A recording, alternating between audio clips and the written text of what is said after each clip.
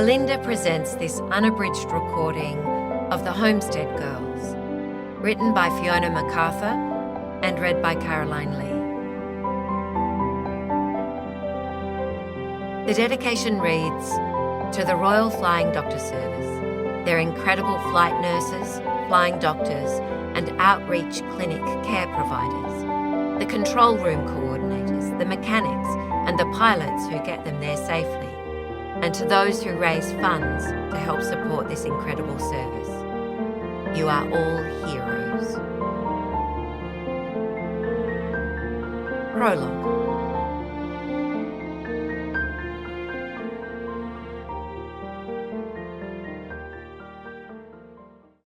Today, Layla had a jelly bean up her nose. Last week, she'd pushed a pebble in her ear. Dr. Billy Green patted the arm of the worried mother because this so reminded her of her own daughter, Mia, as a little girl, when she'd vied for attention in their busy life. But it was pointless to wish that her 16-year-old daughter was as adorable as she'd been all those years ago. Flipping through the sterile packets of instruments for the long-nosed artery forceps, Billy tried not to wonder just what Mia was up to right at this moment as she tilted this little girl's face to the light. Before her previous patient, Billy had called home, and the house phone had rung out. Sometimes it was hard to keep up with her daughter. This was the problem with being a single parent, and the unanswered call meant worrying that maybe Mia was out doing something she shouldn't be. "Focus on the job at hand," she reminded herself. "Okay, sweetheart, hold still and I'll get that yucky thing out of your nose." With one hand on the tiny chin and the other on the instrument, Billy directed the metal forceps towards the offending object, her lips twitching at the sight of the red bean-smeared nostril. After initial resistance, the jelly bean slid out with a final firm tug. Success. Billy's eyes met those of the mother, and they both released pent-up breaths and grinned. "Thank you, Dr. Green." The mum scooped up her daughter and hugged her with relief. Billy winked at Layla, then she bypassed the lolly jar that she used when she needed to bribe nervous young patients and chose the rubber handprint. "Stamp?" "Please." "Good choice. No more nose poking." Layla solemnly shook her head and held out her hand for Billy to brand it with the bright-coloured bunny outline. They all looked at it. It was pink and perfect, like a tiny tattoo on the white skin. Layla's mum hugged her close once more. "Say thank you to Dr. Green." "Thanks." Billy rubbed the fine strands of blonde hair on her patient's adorable head. "You are such a good girl. If only every little girl could be so easy." Including her daughter. She flicked another look at the clock. Nearly 8 p.m. She showed them out of her consulting room, and there were no more patients waiting. Someone else was, though. "Dr. Green?"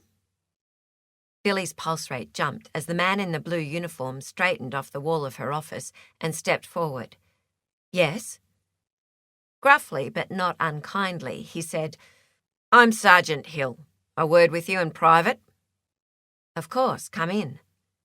She looked across at the receptionist, who raised her shoulders in a worried shrug. They'd find out soon enough. As soon as she'd shut the door, she asked, "Is my daughter okay?" "That would be Miss Mia Rose Green?" "Yes." Cold terror flooded her. It was Mia. Now Billy struggled to contain the fear that closed her throat. An accident? Blood? Broken bones? Molested? Her father? "Tell me." "Your daughter's detained at the police station, though she'll be released into your care as soon as you come to collect her." Relief sagged her shoulders until other implications sank in. Trouble, then. Better than physical harm, although she still dreaded the answer to her next question. What's she done? He sighed, and she could tell he hated this.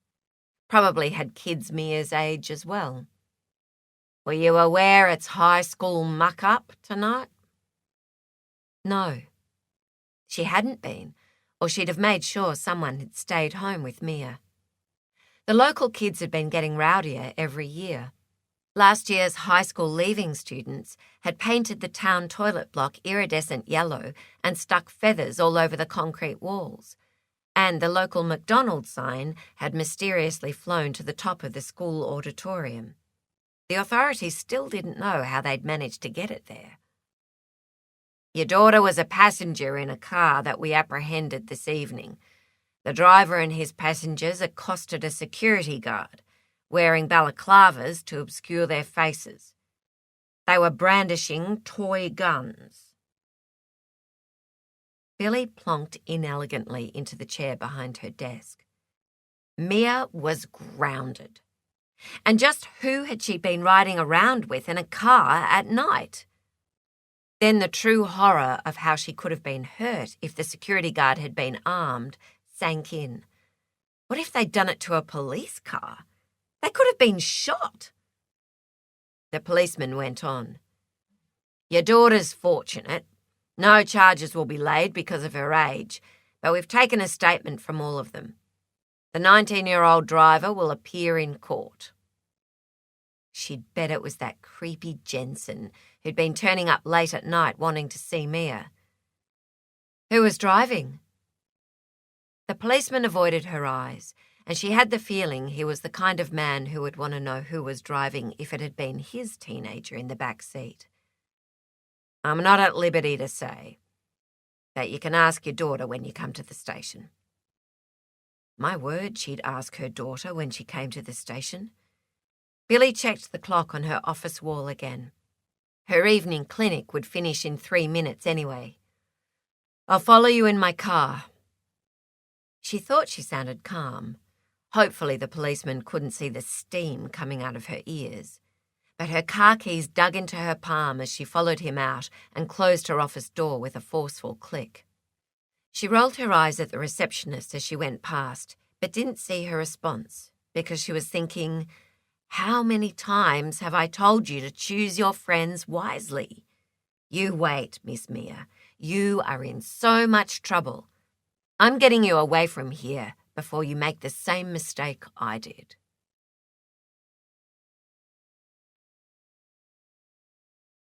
Chapter 1. A month later, and 1,200 kilometres away on a drought-stricken sheep and cattle station in far western New South Wales, Soretta Burns scanned the distance through her kitchen window. The paddock stretched away down the hill, the greenish blue of the saltbush, red dirt, and maroon rocks poking through the cracked soil and dust. She wanted to throw on her boots and head out again, check the ewe she was worried about, just potter around on the quad with the dogs before it got dark to make sure the troughs were still filling with bore water. But she needed to make tea. It was days like this that she missed Gran the most.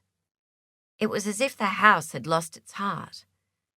Oh, she used the cedar oil, kept the floorboards shiny, did it for the comfort of hearing Gran's gentle voice in her head saying, just 15 minutes a day and your house is a home. But a house wasn't a home without people, and hopefully the horizon would yield a small dust ball, 2 quad bikes and her grandfather before sunset. It was a long way home from their joint boundary with the next door station in the dark. Peripherally, she heard the creak of the windmill as it pumped water from the hard ground. But this afternoon, her skin prickled with premonition instead of the subtle calming effect the pump's cadence usually had on her.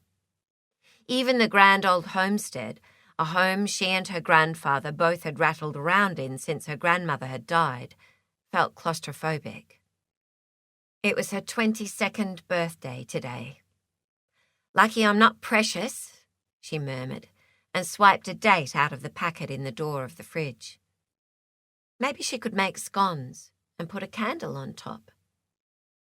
Grandad might like that, and she was almost at the sing and dance stage of trying to cheer him up. Maybe she had it wrong, and he'd remember it was her birthday, breeze in and say, pretty yourself up, sweetheart. I'm taking you all the way into town for dinner. Highly unlikely. Not that she blamed him. In the last 18 months, they hadn't seen any decent rain. The dams were dry for the first time in years, and her granddad's dream of climbing out of spiralling debt had shriveled into dust, along with the grass in the home paddock and the weaker sheep. Mustering feral goats was the only thing keeping them going. She had this mounting dread he'd do something silly, like put the place on the market if the rain didn't come soon. The spectre of depression, an evilly charismatic black wraith, had touched other drought-stricken families. And for the first time, she worried about her own grandfather.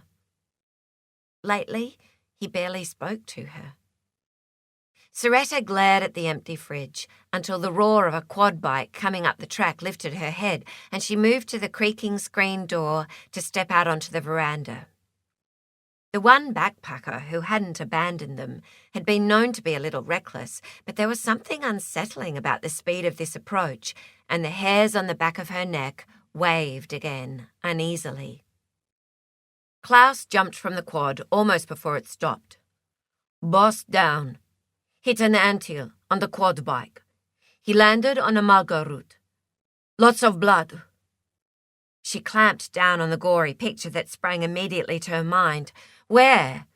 "Next door boundary. We use that holding yard for this muster. Near airstrip. Phone smashed. You get a flying doctor." Klaus's usual florid face was pale and sickly with shock and stress. This was bad. Soretta felt the panic flutter in her throat, and she squashed it down too. It would have taken 40 minutes for Klaus to get to her. Her granddad had been alone that long. "Go back to him. I'll bring the utility." Klaus nodded, jumped back onto the bike, and roared away. Soretta jerked open the screen door and sprinted up the hallway to the phone on the wall. Her granddad was injured. Klaus's words were screaming like neon lights in her head, hitting the ground at speed, speared by a mulga root, lots of blood. Even Granddad wasn't invincible. He'd be all right. He'd better be all right. He was all she had in the world. Daphne Prince glanced out the window of the office as the aircraft lifted off with the flight crew from the next shift, and narrowed her eyes as it disappeared into the sunset. Another night on call for any emergencies until they came back, but that was okay. The control room at Broken Hill would phone her at home until 7 the next morning. She loved her job, was falling in love with the country, even though she'd been a city girl her entire life, and she was fiercely proud of the whole flying doctor service she'd joined. For one thing, having to deal with emergency medical situations with very little help had certainly brought her out of her shell. "Don't suppose there's any more of that coconut slice?" Rex was holding his hand out dolefully like Oliver Twist. "Please, Mom, is there more?" "No, I think you've eaten it all, Rex." She grinned at the hopeful expression on the pilot's face. Just looking at him made her feel warm inside. She had no expectations, but passing time with the delightful Rex was no hardship. Besides, she had nothing else to go home for. At least she'd found a job she loved. She might be vertically challenged or suffering from duck's disease, as her ex-husband had told everyone. Even here, she had the nickname Legs. But it was useful being small when you were crawling around inside a tiny aircraft for most of your working day. Tonight was a shame, though. She'd been looking forward to meeting the new female doctor, and now it was likely she'd be called out. The doctor and her daughter would have arrived by now to share the other side of the duplex Daphne lived in. It would be good to have another woman around here. There was more than enough testosterone, with the boss, Rex, and the other nurses and pilots all being male. The Mica Ridge base didn't take calls 24 hours a day. They were coordinated from Broken Hill. But Daphne and Rex were on call until the team came back. With Morgan here as senior doctor, the base had an extra person during office hours, and with the new doctor, his load would be lightened too. Maybe Daphne wouldn't be needed tonight, and as soon as the others returned, she'd be able to relax. The phone rang, and Daphne scooped it up, heard a strangled, "Come on," on the other end, and instantly recognised the stress of an emergency. She heard a deep breath as the caller collected herself. "Daphne, thank God, it's Soretta Burns from Blue Hill Station." Daphne switched the phone to loudspeaker so Rex could hear and prepare as she listened and wrote swiftly. 70-year-old male. Impact off high-speed quad bike. Lord, she hated those quad bikes, Daphne thought. Impaled by mulga root. Daphne winced. Abdominal wound. Extent not seen by caller. Back paddock, Blue Hill Station. Closest airstrip, adjoining station. Large blood loss. She looked over at Rex, who stood to study the map. "I'll switch the phone through to Morgan and let him know we're out," Rex said. "Just over 90K. Landing in 40 minutes. Daphne relayed that. "Don't move him without a spine board. We'll move him when we get there. Can you try to meet us at the airstrip with the utility, and we'll transfer the gear to him?" The caller agreed and hung up, and Daphne scooted out from behind the desk.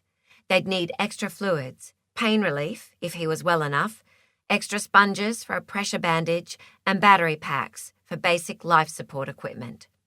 Rex was gone, and pre-flight checks would be well underway by the time she scooped her essentials and headed out the door to the plane.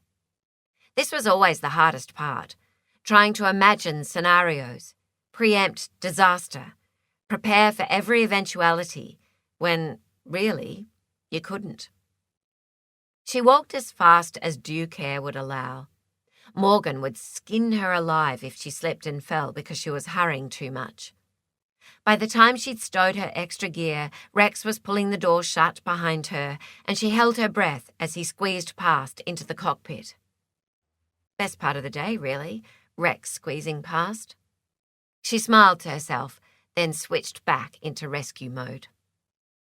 Listening to the whir of the engines as they began to warm, she willed Soretta to stay calm, and willed Soretta's grandfather to stay alive, because if he did his part, they'd do theirs.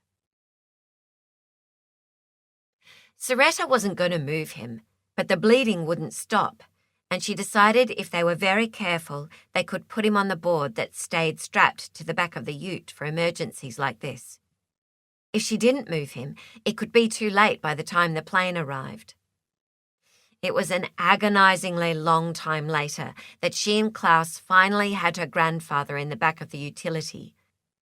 They were nearly there now, but her grandfather's white face glistened with shock and pain as they bounced as gently as Klaus could navigate the potholes over the rough track to the airstrip on the neighbour's property. Soretta's face felt tight, petrified like the piece of mulga that had caused such damage, as she settled the blanket around her grandfather's bony shoulders and tried to keep from crying. One of the hardest things she'd ever done was shift her granddad onto the stretcher board, and she hoped she'd done the right thing. His pale face, the beads of sweat as he'd tried to hold back the groans of agony, and the way the bleeding had continued to seep around the wad of dressing she'd held, had warned her there was no other option. "Hang in there, Grandad." "Sorry, hun." His voice was so damn thready. "Don't you dare die." She heard the squeak in her tone as she fought down the panic. The drone of a plane caught her attention, and she held her breath as she watched it and prayed like she'd never prayed before. Mentally, she hurried it onto the ground and willed the door to open. Soretta sucked in a breath as her head began to swim. It was okay, she chanted to herself. They'd be able to get him to help before it was too late. "You were a beautiful baby," Her grandfather's hoarse whisper held a smile. "Now you look like your grandmother, even more beautiful." "No, that sounded way too much like goodbye." "Save your strength," she said fiercely. "We're nearly there." And then they were coming around the end of the airstrip as the plane taxied towards them. She turned to her grandfather to tell him, but his eyes were closed. For a horrific moment, she thought he was gone, but then she saw his chest rise as he drew another ragged breath. Klaus jolted the utility to a stop, but her granddad was unconscious and didn't notice. Soretta willed him to stay with her. The hatch of the plane lowered, the steps followed, and then there was Daphne. Calm, kind, and brilliantly efficient as she hopped down onto the ground and sprinted with her kit across to them. Soretta had never been so glad to see someone in her life. Soretta eased back as Daphne skidded to a halt beside them. She saw the flight nurse's quick, assessing glance that, despite its speed, seemed to encompass her granddad from head to foot. How did she do that? "I had to move him." "I think you did. You did the right thing." Daphne gently lifted Soretta's hand, and the wadded dressing she held clamped against him. She sucked air in through her teeth at the jagged, seeping wound. "Good job," she said. Soretta didn't know if she was talking to her or her grandfather, but the relief of handing over responsibility made her head swim again. Daphne went on in that quiet, steady voice, and some of the rigid tension in Soretta's neck eased a fraction. "I'll just reinforce this, strap it down more firmly so it won't shift in flight, and get a couple of intravenous lines in." Daphne shot her a look. "Can you hold this again firmly while Rex rolls him so I can slip the bandage under?" Soretta hadn't even noticed the pilot had crouched down beside them. "Of course."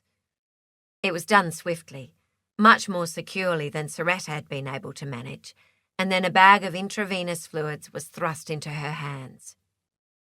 "And this, sweetie, just hold it up when I say." Within seconds, 2 bags of fluid were raised over her granddad. 15 minutes later, Soretta sat quietly in the spare seat in the tiny aircraft cabin and watched Daphne struggle to keep her grandfather alive as the pilot revved the engines. Twin IV lines ran fluid into his veins on each wrist. Oxygen blew into the mask on his face, and the compression bandage on his stomach had finally stopped seeping. But still, her chest felt leaden with anxiety as she listened to the increasing timbre of the plane's engines as at last they began to take off. Billy Green made the turn into the main road of the outback town and breathed a sigh of relief. She was finally on her way to achieving her dream of joining the Micah Ridge Flying Doctor Service. This was something she'd been planning to do since she was a child.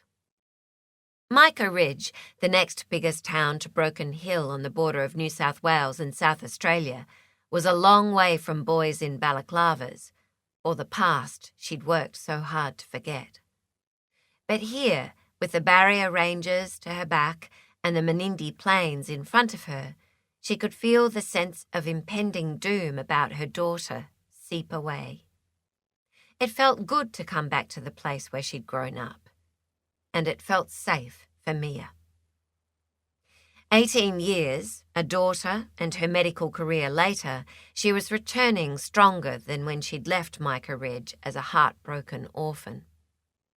A lot of that had to do with the elderly aunt who'd believed Billy could do anything, no matter what obstacles appeared. And there had been obstacles. Billy guessed she needed to practice her aunt's kind of faith in Mia, because obviously trying to protect her daughter from the world wasn't working. Today, even during Mia's time as a learner driver at the wheel, she had bombarded Billy with her tirade against moving. Mia had been like an angry bee trapped against the glass as she'd railed bitterly about being uprooted from her friends and familiar surroundings. Her daughter's quite impressive stamina had lasted most of the trip yesterday and today. She'd only been diverted when one of the families of emus had run beside the car, or one of the majestic wedge-tailed eagles had soared from the side of the road. 2 days of anarchy Mia, and Billy's head had felt like it was going to explode. Billy could see Mia's black hair swiveling as they both got out of the car so Billy could drive through the built-up area. Apparently, Mia didn't think it was a built-up area. "You have to be kidding me," she heard Mia mutter. "What did you expect?" Billy said mildly as she met those green eyes, which everyone said were so beautiful and so unlike Billy's blue ones, then watched them widen with horror at the stark contrast a country mining town was proving to be to cosmopolitan Sydney. Billy lifted her eyes to the skyline for strength, felt the squeeze of homecoming again. She'd loved those peaks. Apparently, Mia wasn't appreciating the last rays of the sun that tinged the clouds pink and fairy-flossed each jagged ridge rising from the creviced rocks, drawing in the tourists. They drove off again, and at this time of the day, with the quiet streets of tiny restored miners' cottages and the magnificent heritage buildings from a long-gone mining boom, Billy could see there might be little to excite a teenager. But Billy saw the banks of roses everywhere. How could she have forgotten they bloomed so magnificently out here? And they were in front of every civic building and every yard, as if the hot, dry world was just what they'd ordered. Peace settled over her. There was so much more to this place than Mia knew. "I can see why you haven't been back since you were my age," Mia said. "No, you don't. I would have come earlier, except you kicked and screamed so much about leaving Sydney." She didn't say it again, or comment on Mia's checkered last year. The schools are good, and Outback people are amazing. A snort. "What people?" Billy suppressed a sigh. "You'll see." As if to support her words, as they drove further down the one wide main street, they began to see movement under the big overhanging verandas outside the shops. Saw tourists peering into an old-fashioned department store turned into an art gallery, an early 1900s legal firm refurbished and morphed into stylish apartments with scalloped wood and marble ledges, people taking photos of the magnificent clock tower of the post office, and the austerely elegant police station that loomed in a circle of glowing peace roses. Then the biggest pub came into view. A grand old lady, with upstairs verandas circled in white lace railings, while downstairs tables spilled out onto the wide footpath under a trellis covered in green-leaved grapevines, beckoning travellers to share the oasis in the heat. Even Mia gave a grudging nod. Billy smiled with relief. It was even better than she remembered. "See? Not what you expected after the arid land of the last few 100 kilometres. Not as big as Broken Hill, but just as good," Billy said, remembering the sometimes not-so-friendly rivalry between the two towns. Mia sat up higher as she spied a posse of six-packed cowboys leaning on their four-wheel-drive utes, whip aerials, dish-sized spotlights, and rear mud flaps, all bigger than necessary. They all had Akubra hats glued to their heads in expectation of a good time in town. Billy remembered them, the boys from the bush. She bit back her smile so her daughter couldn't see her amusement. At the end of the main block, there was a shopping centre where once there'd been a horse paddock, and they began to see more townsfolk. Families with toddlers. elderly couples moving towards the caravans parked at the side of the road, smartly dressed businesswomen, testimony to a town that had reinvented itself as an artist's mecca and a hub of tourism. Her daughter offered a seemingly reluctant, "We'll see," but her neck stretched sideways as she watched the young men disappear in the rear vision mirror, and the bracelets on her wrist jangled as her hand went unconsciously to her black ponytail. Billy sighed. She hadn't moved Mia here to fall into the same traps she'd been heading towards in Sydney. She'd hoped her daughter would dive into her studies again with a new school and a clean record, but she guessed change had to come from within. But there was always hope. Her aunt had always said anyone could make mistakes, and Billy's blunders had been monumental. She turned left towards the Flying Doctor base, away from the direction her parents' house lay, as if it was still there. Those memories were for another day and a quiet moment, but she would go there soon, lay to rest the gnawing feeling of needing to say goodbye to her late childhood, which had been left so abruptly. No, today was for the shared housing on the outskirts of town they'd been offered as an easy transition. She didn't think they'd be there long. Billy wanted a more permanent place to live. She wanted to finally put down roots, think of a life for herself as a woman, not just a mother, because soon Mia would finish school. Maybe she could purchase a property with an overseer close to town. The utopia of waking up to no neighbours, no passing cars, a vista to restore her soul, seemed almost within reach. Good grief, where had that come from? "Where's the school?" Billy's least favourite tone grated in Mia's petulant voice. Billy snapped back into parent mode. She was good at that. "Halfway between here and that pub you're so interested in." "Who? Me?" But there was a reluctant smile from Mia, and Billy relaxed a little. The surly princess act had been getting old. She checked the house numbers and pulled up outside a modest grey-painted duplex, sensibly constructed with a concrete block that looked more depressing than welcoming, the whole yard encased in a running blank wall of brown colour-bond fence. She bit back a sigh. "We're here," she said brightly. Mia looked at the uninspiring duplex and concreted yard. "Goody." She rolled her eyes. Oh dear, there had been a lot of similar places in the last 10 years. "Let's get unpacked. We've got a big day tomorrow." Mia's response was a hunch of her shoulders and a snort. "You've got a big day. You'll be doing what you've always wanted to do. I'm doing what I'm told." "Nice change. How about we unload the car and sort our gear?"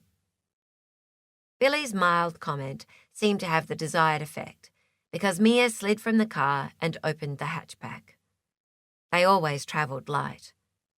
Her rule for so many years. Imagine if she changed that. Let herself accumulate possessions instead of constantly being aware that they'd be moving on. Billy peered under the lid of the tin mailbox at the head of the path and lifted out an envelope with her name on it. She smiled wearily. "We have a key. Good start." Chapter 2. Daphne shrugged the tightness out of her shoulders and waggled her head to loosen her neck. A 15-hour shift wasn't going to stop her calling in to make sure Lachlan Burns and Soretta were okay. They'd rushed Lachlan straight from the plane into an operating theatre, and an hour ago he'd been holding his own, but still in recovery. The nurses thought he'd make it, but it would be a while before he'd be back riding quad bikes again. Though he probably would. At 70, the accident he'd had would have killed a lesser man. A testimony to what a tough old boot he really was. Daphne had picked up noodles and fried rice for a late supper and a plastic bottle of iced coffee because the girl looked half-starved. Daphne was sure Soretta was doing the workload of 3 men out there on the station. She'd also picked up a slightly stale iced cupcake and 1 candle. Some birthday the poor girl had been subjected to. A fact she'd discovered when she'd asked Soretta how old she was. Daphne had no doubt that if the birthday girl hadn't been so shaken by the accident, she'd never have told her that. She nodded to the nurse at the desk and thought wryly how already they were used to her dropping back to check on patients she'd brought in. A yawn crept up on her, and she bit it back as she knocked quietly on the door frame of the waiting room. She glanced at the plastic swing doors into the operating theatres and recovery to her left, but they hung silently in the deserted corridor. Soretta jumped up, and then her face fell when she realised it wasn't someone to tell her about her grandfather. Daphne watched the effort Soretta put into trying to smile and felt her heart contract. To hide the fact that she'd seen it, Daphne put the carry bag of food on the table, but she couldn't ignore what came naturally, and she stepped in to put her hands around the young woman's back and give her a brief hug. After a few seconds, Soretta relaxed and hugged her in return. She wasn't very good at it. That was okay. Daphne was. Then Soretta stepped back. "Daphne, you didn't have to come." "Of course I did. Have you heard anything?" Soretta lifted her head as though it weighed as much as one of those boulders that crowned the ridges outside of town. "He's in recovery, and he's alive." "They make them hardy out here." Soretta almost laughed, but it turned into a sob. Her hand flew to her mouth as if it was the absolute worst noise she could have let out. Daphne's voice lowered until it was almost a whisper. "You're allowed to cry, you know. I won't tell anyone." Soretta sniffed it all back and set her mouth firmly. "And studies suggest tears are endorphins, so when they soak into your skin, they make you feel better." Soretta sniffed again, and then, despite herself, she did smile weakly. "You're a beautiful lady." Daphne looked away. Compliments about her looks made her uncomfortable. To be honest, any compliments made her uncomfortable because she didn't believe them. But that wasn't Soretta's fault. She'd held on to lots of hang-ups from childhood. "Not so sure about that one, but I did bring food. Have you eaten?" A shake of a red ponytail. "I couldn't." "Try now. He's in recovery and would probably prefer if you didn't faint when you see him." This time, Soretta produced a real smile, peered into the white plastic carry bag and sighed. "Chinese? Yum." Daphne pulled out plastic plates, knives, forks, and 2 serviettes. "I'll set up while you wash your hands." They both looked at the blood caked under Soretta's fingernails. Soretta's smile fell and she nodded before turning to the sink in the corner of the room. When she came back, everything was laid out on the table, and the smell of hot oyster sauce drifted in eddies between them. "Dig in. I've brought enough for both of us. You can debrief while you eat. We didn't have time to talk about the shock you must have had." Soretta's pale brows drew together. "I need to give you money for this." "Not happening." Daphne patted her pocket. "I've got a bill right here for you." She saw Soretta blink, saw the smile peep out again, and felt the warmth expand inside her. Soretta was a good girl. "Okay, I won't try to pay you, but I owe you one," she said with a nod that promised this Outback girl did not forget favours. Ever. "Thank you." "My pleasure. Now, speak." They both sat, And, haltingly, with more pauses at the beginning until it started to come out in a rush, Soretta told of Klaus jumping off the bike with news of the accident and how she'd found her granddad, his face white like the ghost gums that had surrounded him, softly moaning with agony, seeping blood into the red earth. How ghastly it had been, moving him. His groans and gritted teeth. Her glancing at the sky for help. Daphne resisted the impulse to squeeze Soretta's hand. You did well. I know it must have been hard to move him. Normally, it should be avoided, but this time it was the right thing to do, so we could take off again almost straight away. Soretta's eyes stared into a corner of the room, and Daphne knew she was back in the lonely paddock again. That plane landing was all I wanted to see. Waiting is the worst, Daphne said quietly. At least the strain of organising the transfer to the strip gave you something to do while we were coming. Another reason it was a good thing you moved him. Risking paralysis from a spinal injury versus bleeding out with the delay. It had been a hard decision for the young woman, Daphne thought grimly. The young woman shuddered.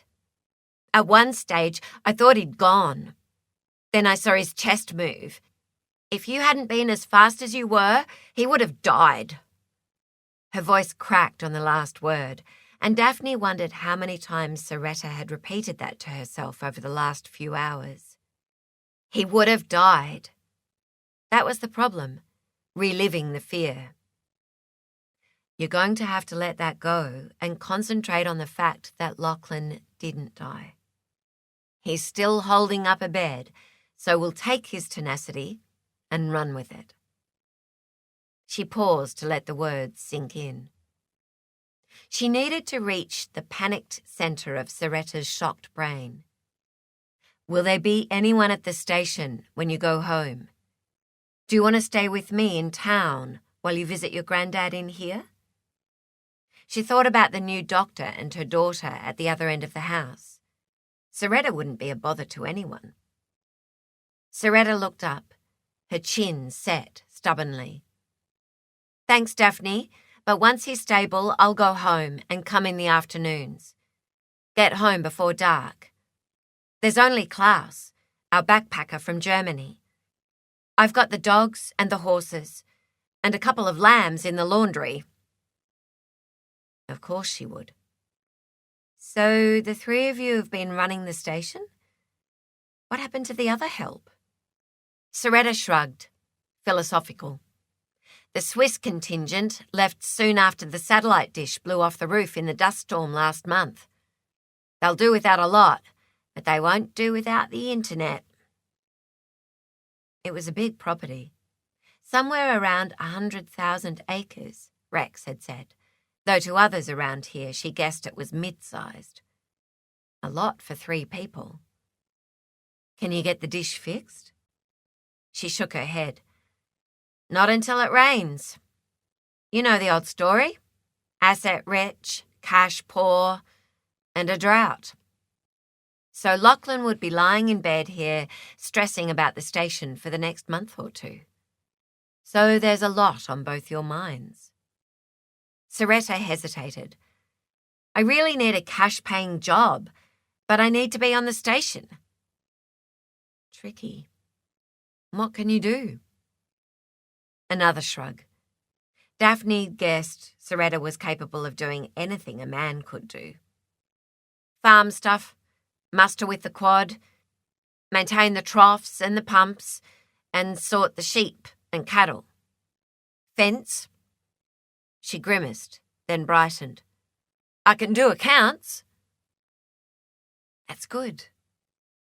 Encouragement was all she could offer. Nobody around here had much to add up with the drought going on. Daphne scooped a forkful of noodles into her mouth, and her stomach rumbled. She'd missed lunch, thought briefly of the extra padding around her waist, and mentally shrugged. This was a mercy dash. She had to eat with Soretta, and everyone knew carbs were more comforting. So, accounts and farm work. But these are all things you need to do at home, too. Soretta nodded glumly. We only need a small cash flow to stop us going backwards and pay for minor expenses. Just for food and a way to attract casual labour until mustering. The last lot of feral goats we mustered brought in enough to pay the bank for this month.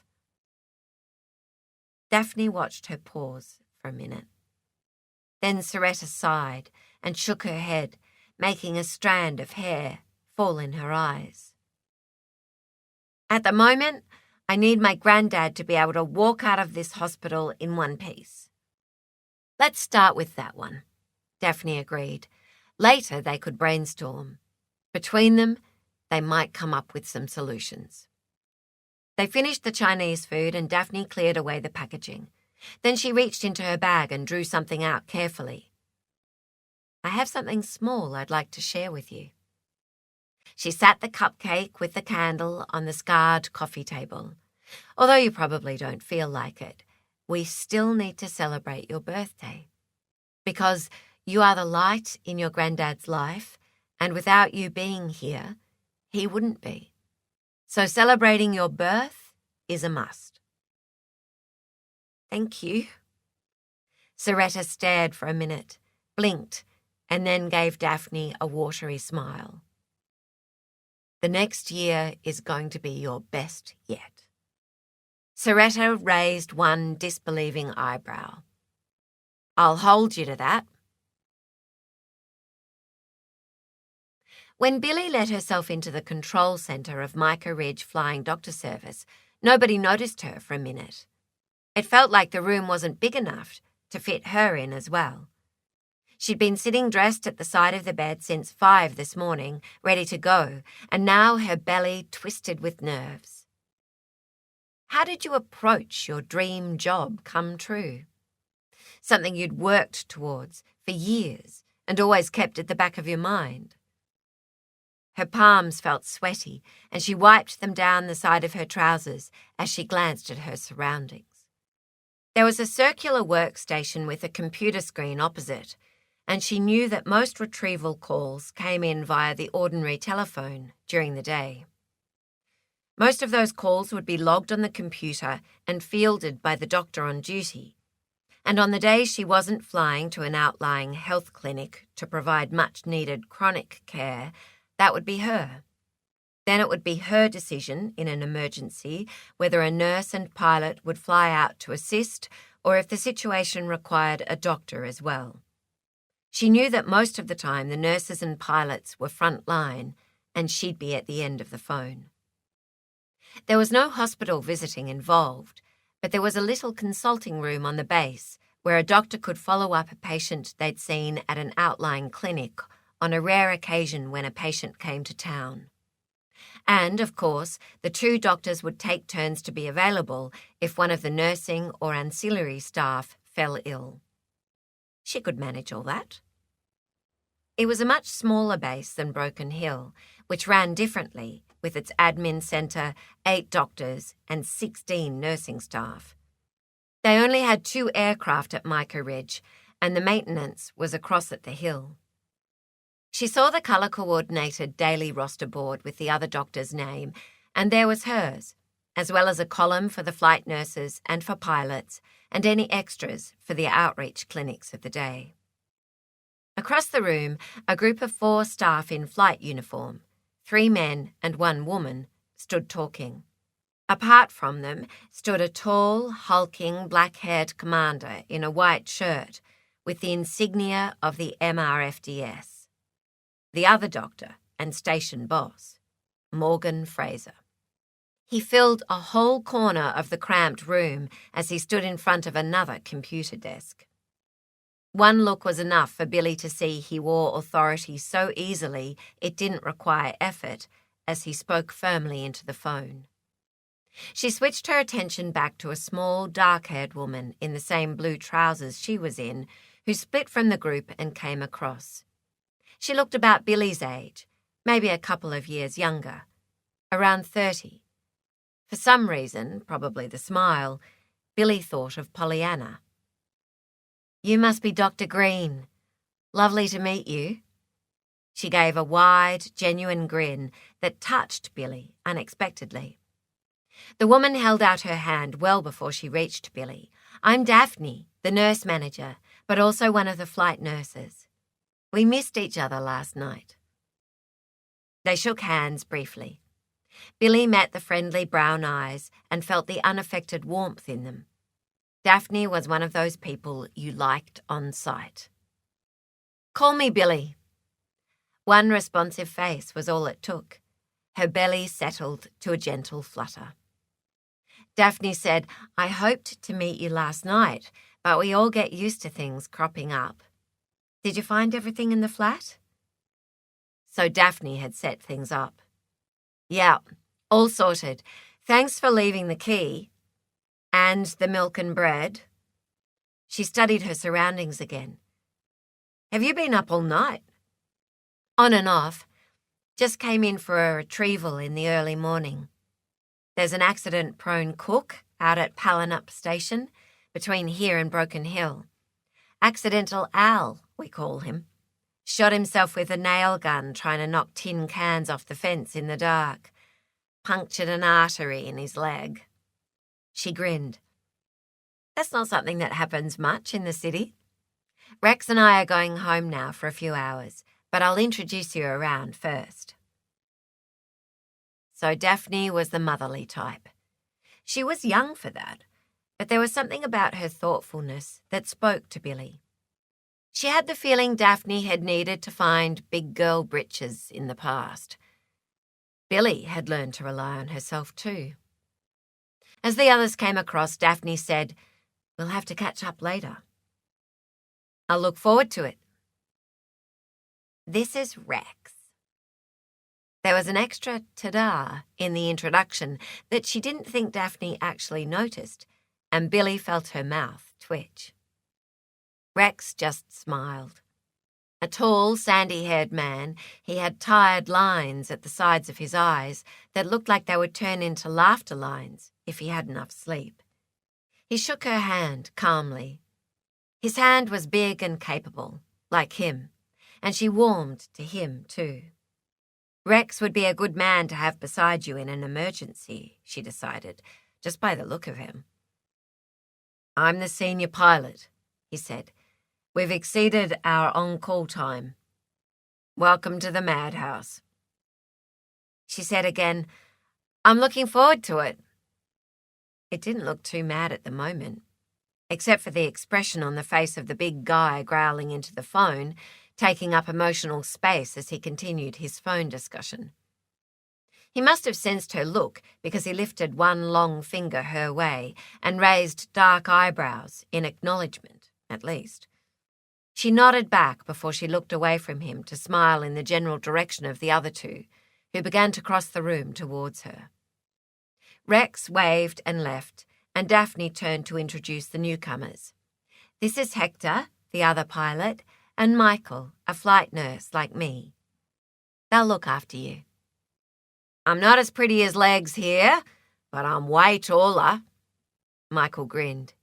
He pushed back the mop of dark hair falling over his forehead. "Welcome, Doc."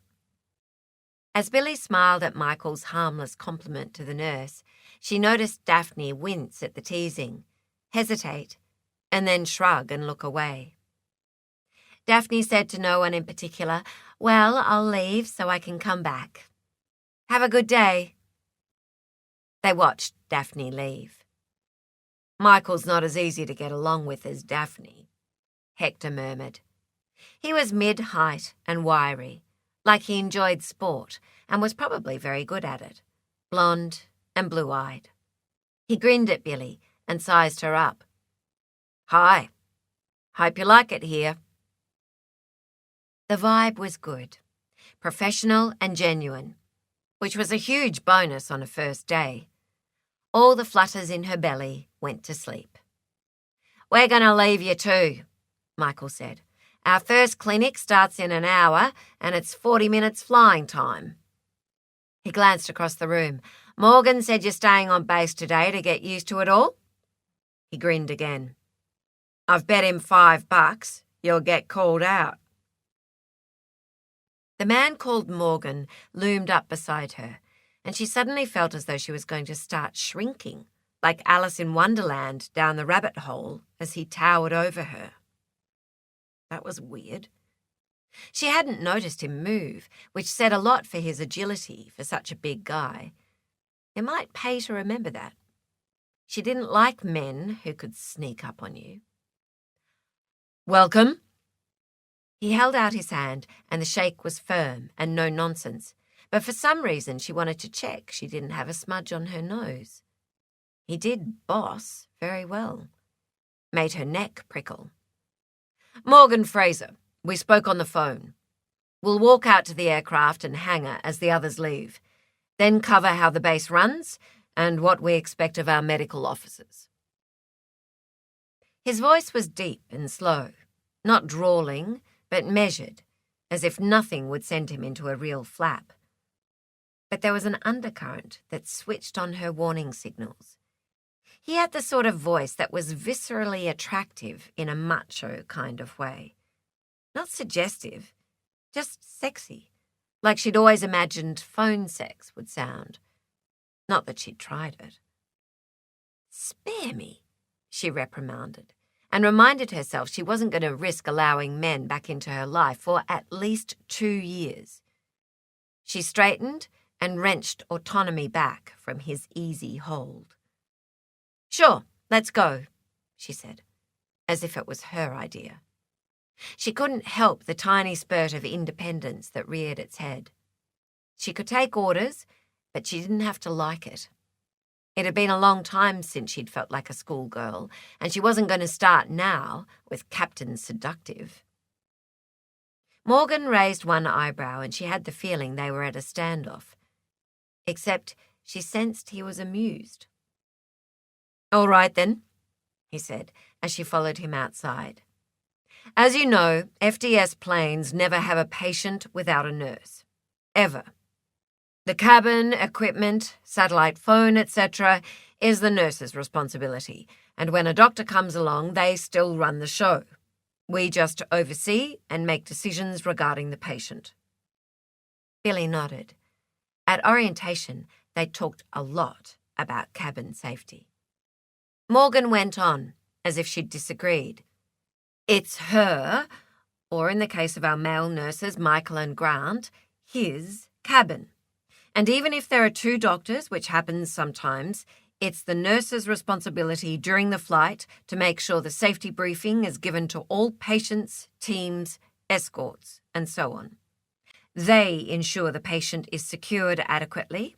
We have harness-type seatbelts on the stretchers, capsules for bubs, a pedimate to secure a child to the adult stretcher, or the humidicrib for a neonate. The pilot always asks the nurse if everything is all secure prior to takeoff and landing, too. Billy had forgotten to feel annoyed. She looked at the aircraft in front of them and glanced at the blue sky above. When she looked back at Morgan, she nodded again. This was so much bigger than her ego, or even his. Maybe she could get on with this guy after all. She could feel the smile stretch on her face, and he smiled back. He understood. By the time Billy let herself back into the house late that afternoon, she knew she was in the right place. She resisted the urge to hug herself with glee. If Mia's day had panned out okay, then they were laughing. Now that she thought about it, she hadn't spent as much time as she'd thought she would worrying about her daughter, mainly because there was so much going on at the base. Morgan she found challenging, but she'd met challenging men before, although perhaps not quite like him. He ran a tight ship, and apparently he'd been in the army before becoming a doctor, and she guessed that this was a good place to be multi-skilled when lives depended on them all. She'd spent the day rereading the induction manual, taking phone calls from outlying stations, and referring those whom she diagnosed as needing medication. Then there'd been 1 or 2 patients from outlying areas who had seen the doctors at an outreach clinic and were in town for the day, so she'd seen them too. It was like holding her usual surgery, except she couldn't see the patient. As their doctor, Billy could hear their voice and read the corresponding number on the body chart that identified the area of the pain or problem. It was funny how much even inflection in the voice could tell her when it was all she had to rely on.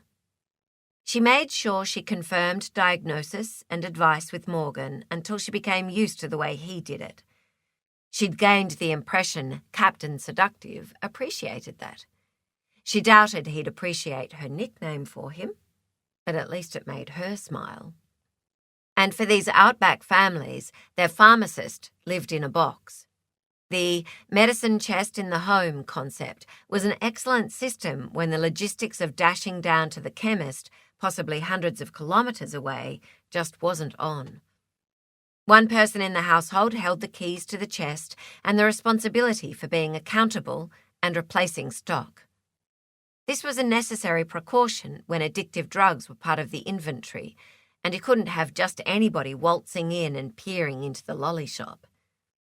Then there was the fact that the accountable person would have to know how to give an injection if needed in an emergency. Station families had many responsibilities that people in towns didn't think about when they could just pop into a hospital or a doctor's surgery or a chemist. Tomorrow she was going on her first outreach clinic. Like most of the FDS services, they flew to towns too small to have doctors or dentists and who relied on the monthly visits provided by the flying doctor. Early diagnosis dramatically improved outcomes for these families. Outback health problems were shifted to the back burner because it was so time-consuming to get advice. This was preventative medicine at its most needed, and tomorrow she'd get started. But that was tomorrow. And Billy unlocked the front door of the grey residence with some trepidation about whether her daughter had enjoyed her own day. Mia bounced into sight, munching on something. "Mum, you're home." Phew, Mia looked okay. "I am. How was school?" Mia's eyes skittered away. "Actually, not too bad." Billy's initial relief was tempered by a suspicious thought. Has she already met a boy? "So the teachers were good and you were happy with your classes?" She received a vague nod and then a small, shy smile.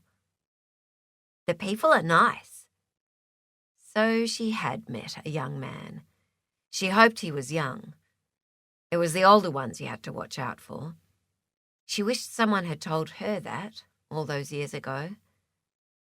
Billy resisted the urge to put her hands on her hips. "Did you meet any girls?" Mia shrugged. "Of course." Billy gave in. "And what's the interesting new boy's name?" "Trent." She said it quickly, and then she caught the look on her mother's face and blushed. Billy raised her eyebrows. "Trent the gent?" "He's in my year." So Mia knew that her mother was wary of seniors. She must have made her feelings clear at some point. At least Mia seemed to have listened to something she'd said. "How was your day?" Well, this boy sounded better than someone 3 years older, like the hellion in Sydney. And it was nice that Mia had asked about Billy's day. "Interesting." Billy felt her daughter's scrutiny, and there was definitely cheeky humour glinting back at her. Mia tilted her face. "And what's your new man's name?" To her own surprise, she almost said Morgan, and then stopped herself. Instead, she said, "Funny girl. Did you get to meet Daphne today?" Daphne had been banned by Morgan from coming back again for another 12 hours. He'd discovered she'd spent hours at the hospital with one of the patient's daughters, and he'd said she had to sleep. Billy had been privy to that phone conversation and had winced for the kind-hearted woman. Yep, she knocked just after I got home from school. Seems nice. She can cook. I'll show you how well. Mia grinned, waltzed into the tiny kitchen, and lifted the lid on a glass jar of enormous chocolate chip biscuits, lusciously piled on top of each other, and reached in to take another one. That's very sweet of her. How many have you had? Mia grinned. 3. They're great. Stop, then. Billy felt the last of the tension fall from her shoulders. She hadn't seen Mia this friendly for a long time. And her work was worthwhile and exciting, and despite the challenging boss, she couldn't wait until she climbed into that plane tomorrow.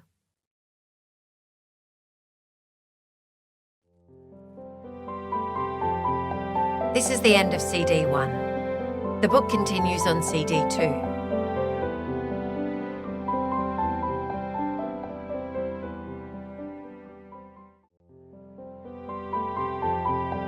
CD 2.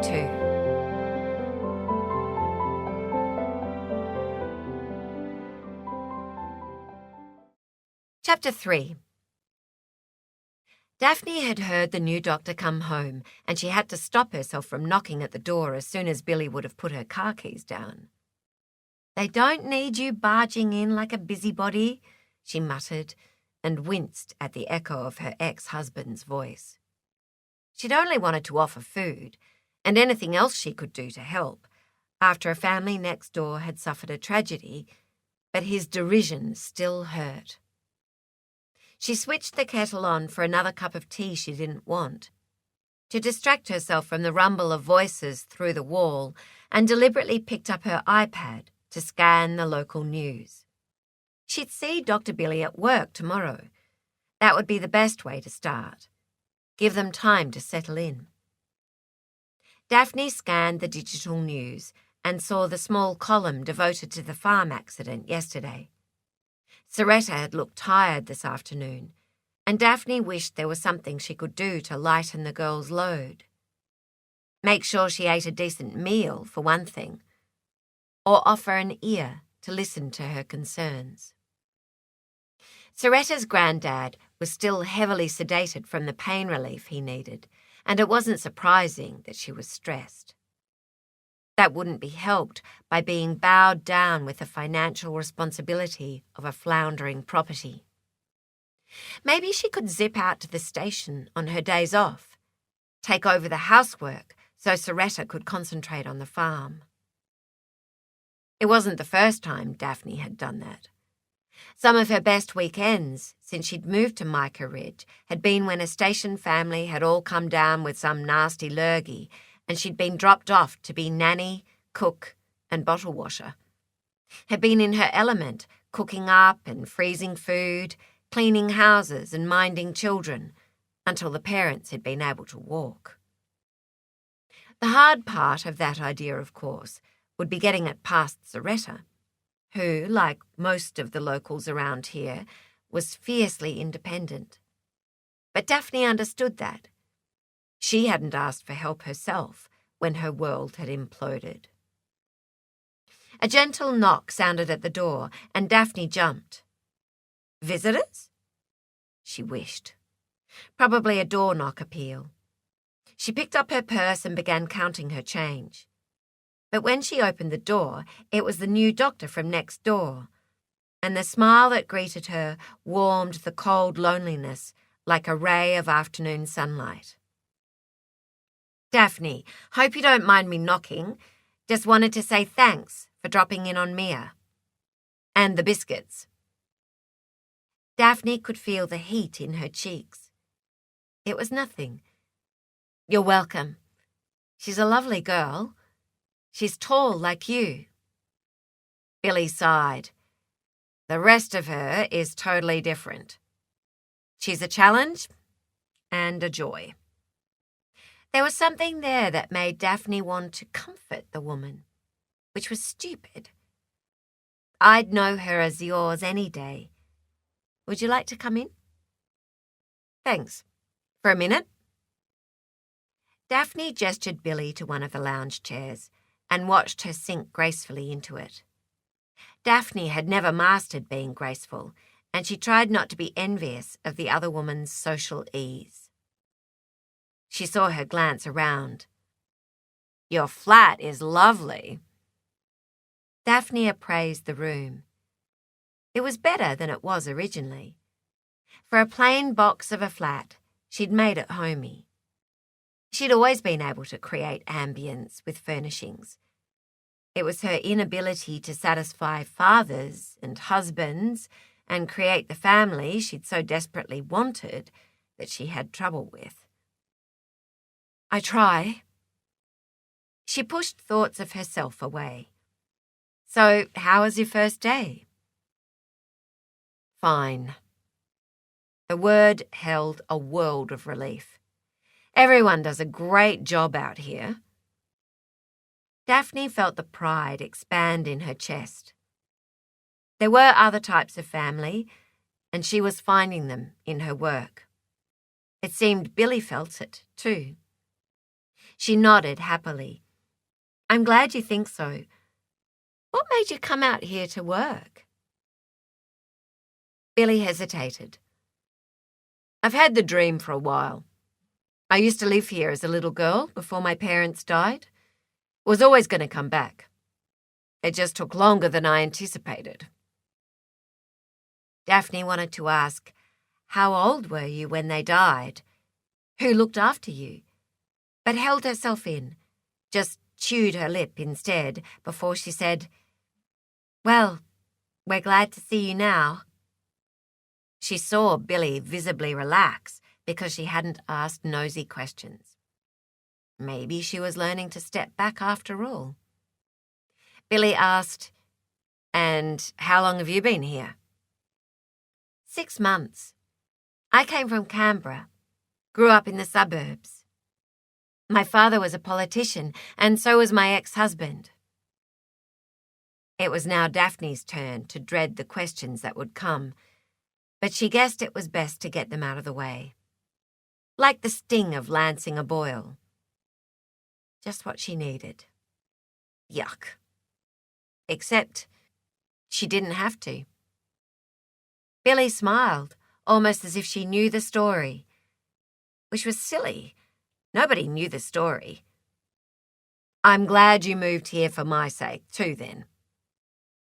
They smiled at each other, and what awkward tension was left seeped away.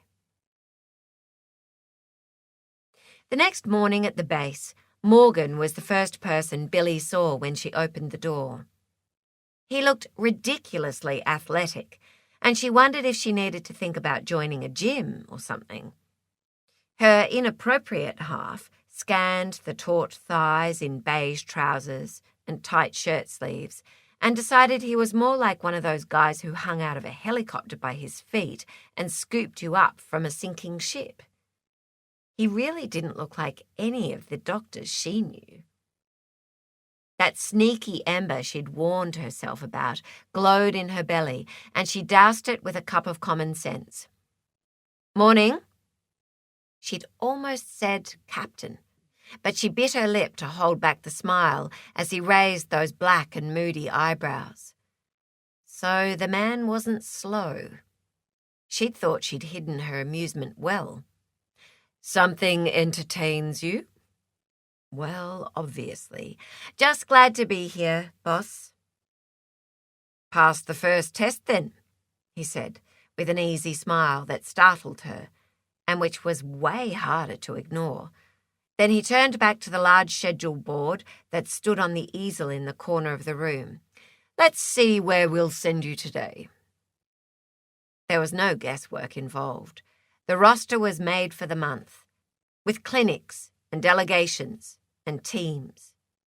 She'd already seen he was the type who had everything planned and allocated before he'd leave the previous day, and as she followed his silent stride across the room, the flutter of anticipation skittered across her belly. Today, she'd fly, could put all the flight physiology she'd learned into practice, have her first glimpse of the browns and oranges of the landscape below from her aerial vantage point. she'd meet her first outback community as they dropped off the other health workers and flew on to their own clinic. "I'll send you with Daphne on the last drop. She's replacing one of the clinic nurses today, who's off sick. Generally, she does retrievals. You'll do the chronic GP clinic while she runs the immunisation and antenatal checks. Burenji is one of our furthest clinics. Start you off easy." She narrowed her eyes, lifted her head, prepared to say she didn't want easy, when she saw his smile. Morgan was way ahead of her. There was another unexpected twinkle in his eye that disappeared quickly. "Don't worry, there is no easy. They're all unique challenges. I imagine the hardest part will be prizing Daphne away at the end of the clinic. She does tend to want to mother everyone." Billy could see that. She's a treasure. No such flowery stuff for Morgan. She's an excellent clinician. Then they both glanced towards the door as Daphne entered, juggling a big plate of biscuits and 2 hot coffees in her hands. "Morning, Morgan. Morning, Billy." The health clinic at Burenji was held in a converted shipping container with a high corrugated iron roof built above it to allow the hot, still air to breathe around the box. The air conditioner hummed energetically in the middle between the 2 consulting room ends and puffed cooler air towards the exterior doors, where it was sucked out and beaten into submission by the heat outside. Daphne helped Billy settle into her GP clinic, which held a tiny desk, 2 chairs, and a fold-up examination bed, similar to those carried by masseurs for home visits. There was enough equipment to achieve rudimentary examinations, plus a handheld iStat machine for quick blood tests. But she thought perhaps the communication of medical history might prove problematic with the heavy dialect of the local people, so different to Billy's experience. Outside the structure, standing and sitting under a tree, were a dozen candidates for the doctor.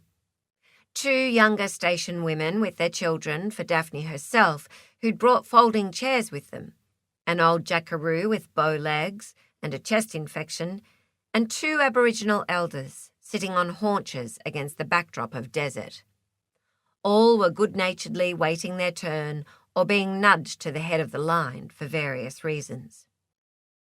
On Daphne's end of the container, it was immunisation day, and children clutched their mothers' hands or necks and buried their faces when Daphne called the next victim through for a weigh on the portable scales, an immunisation needle, and finally a juicy mandarine from the bag she'd stowed in the plane that morning for rewards.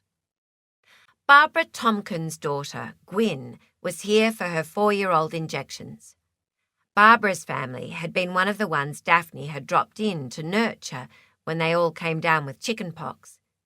Gwyn was happy to see Daphne, and she didn't even cry when the 2nd injection went in. "Auntie Daphne will need to come and have a fun visit one day, won't she, Gwyn? And we won't let her lift a finger." "No fun in that, Barb." Daphne smiled at the mum and the stoic child, whose huge dark eyes were glued to Daphne as she clutched her mandarine. Daphne opened the door to let them out. The next patient was ushered to the front of the line outside Daphne's door by a determined older lady. One look at the younger woman as she grimaced and dropped her hand to her big belly, and Daphne smiled. She tried not to be too excited that she'd have the chance to do a bit of midwifery for a change. Not too much, but a little would be very nice. "Come in. Sit down." The young woman sidled past, eyes down, chewing her lip, but she didn't sit. Too uncomfortable, maybe? Daphne smiled at the older lady. "Are you her mum?" "Auntie May. This is Belle. She's too early. Didn't want to come, but I made her." Maybe 6 weeks, Daphne thought, and glanced again at the noticeable but not huge pregnant belly. Lucky you did, I'm thinking. When is your baby due, Belle? End of next month. Auntie May nodded, and the clinic chair groaned in protest as she lowered her bottom onto it and crossed her arms in front of her ample bosom. She'd effectively blocked the door, and Belle wasn't going anywhere. So, 6 weeks early, Daphne glanced at the bed and wondered how she'd get Belle up there so she could feel her belly, find out the baby's position, because if it was early, it could quite possibly be breech. Belle groaned. Are you in labour, Belle? Silly question. Another contraction caused a small moue of distress. Yep. They'd have to fly her out. ASAP. The girl raised wild eyes to Daphne. Gotta push. Daphne straightened. This was a whole new ballgame. She recognised the look and so didn't need to ask if she was sure. Well then, her voice gentled even more. Don't be scared.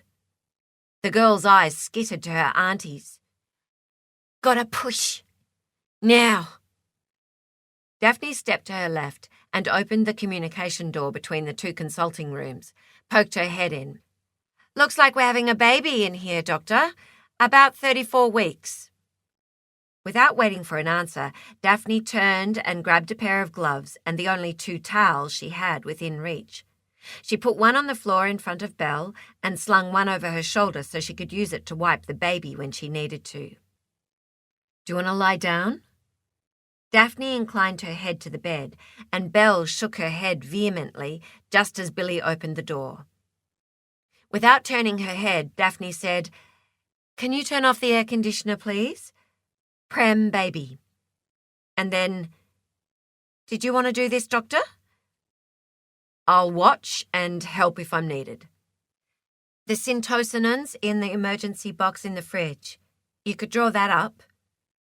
Having the injection ready for after the birth would be good. They didn't need the mother to have a bleed as well. Daphne shot Billy a reassuring smile before she returned her attention to the girl.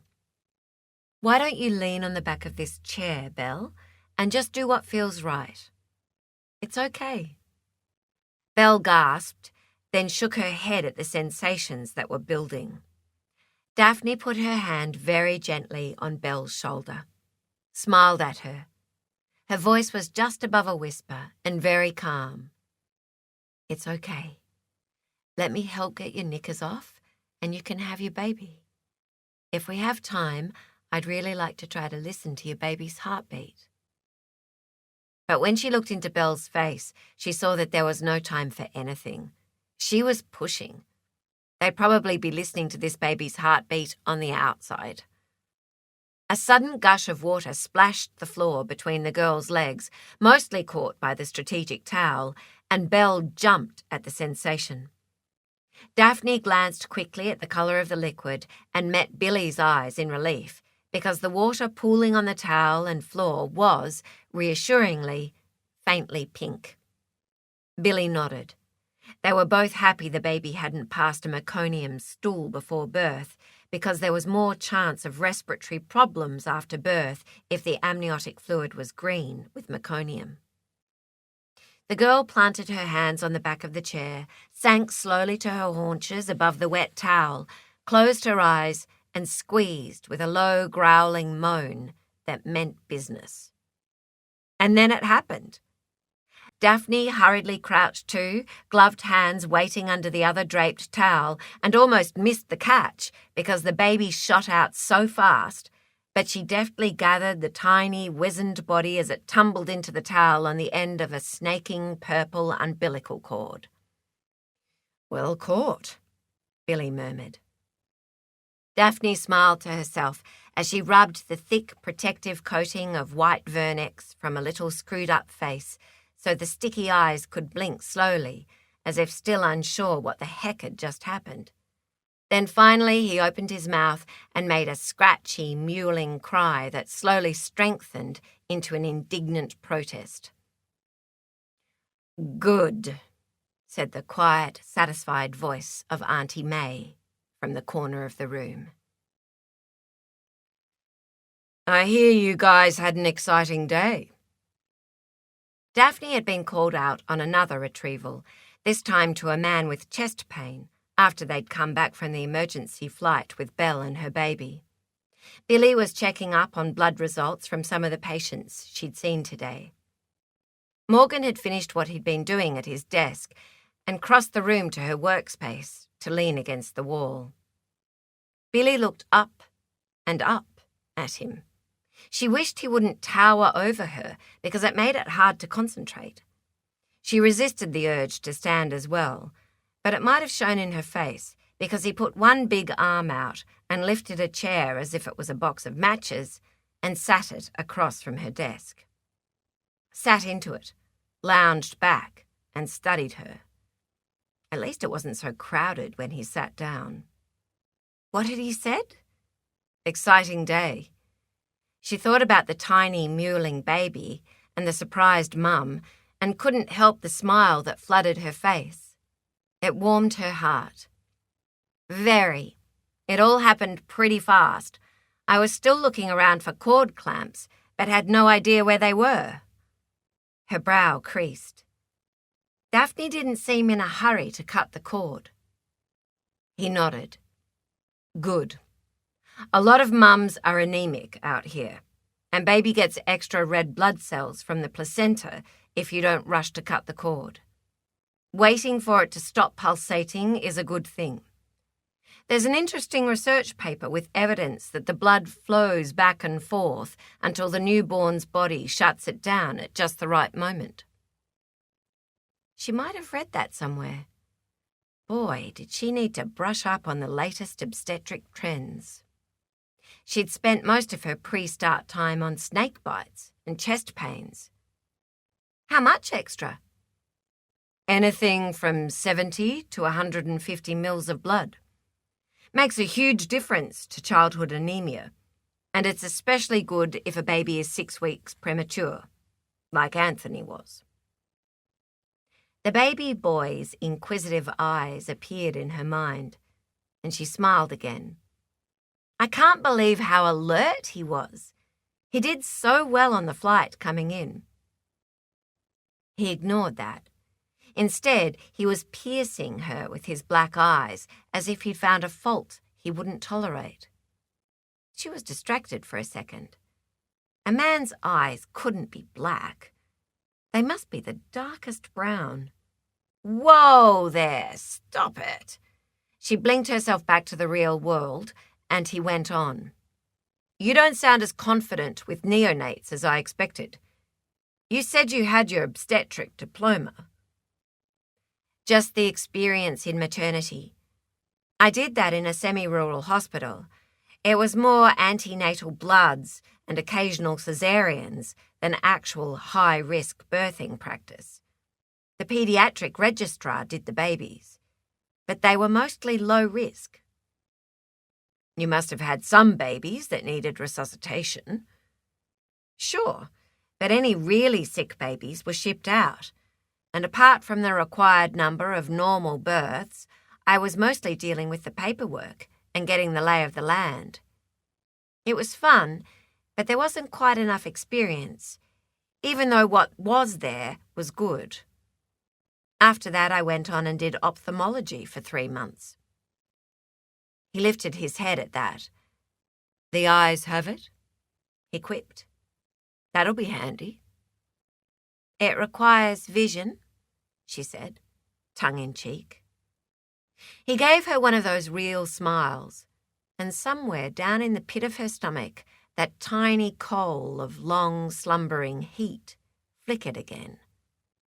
No.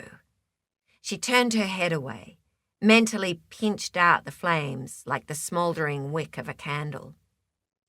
Anyway, I better get this report done, or I'll be off late, and my daughter will be home. That was the idea. No men until Mia was safely at university. He sat back and studied her, with leisurely thoroughness. a confident, meticulous assessment that warmed her belly again even while it raised her hackles. "Your daughter's name is Mia?" She couldn't think of one work-related reason he'd needed to remember that. Mia's age could impact on Billy's work. Mia's health or behaviour maybe, but not her daughter's name. So it was a personal question, and she hadn't expected anything personal from Morgan. He gave off that work is for work vibe, and she'd thought it was only her who'd found the other person distracting. "Yes, that's right. Daphne met her yesterday with cookies." He stood up. Daphne's cookies. They'd go over well. A tough act to follow. Then he walked away, and she felt vaguely unsettled. When she was ready to leave, Billy drove home via a different route, one that took her up towards the houses nearer the ridge that looked over the town, to where her parents had had their neat 3-bedroom bungalow with the big tree that somehow didn't seem so big now that she was a grown woman. She sat outside in her car and stared at the house she'd lived in with her parents. Obviously, a young family had moved in. A scooter lay on its side outside the front door on the path, and there was a new shiny plastic swing on the tree she could remember having an old rope and tire on. The memories were all good, and the unsettled feeling Morgan had left her with disappeared, and in its place was a sense of homecoming, belonging, and finally, some peace. Coming back here, with Mia, this was not just another new town. This was where she would settle. In central Mica Ridge, in the Hair for You beauty salon, Lorna Lamerton put the new donation tin for the Silver City Flying Doctor Service on the edge of the shelf. Then she straightened the black plastic hairdresser's shawl back into place. "What have I missed this week?" The young Cockney stylist straightened Lorna's head and met her eyes in the mirror. "They say there's another new doctor at the Flying Doctor base." She flicked her chin in the direction of the tin. "We all know you're interested in what goes on there." A new doctor? A pang of too familiar grief for her husband stung until she shook it off. They'd been lucky for all the wonderful years they'd had. Not so lucky with the downward spiral of Alzheimer's in the last 2.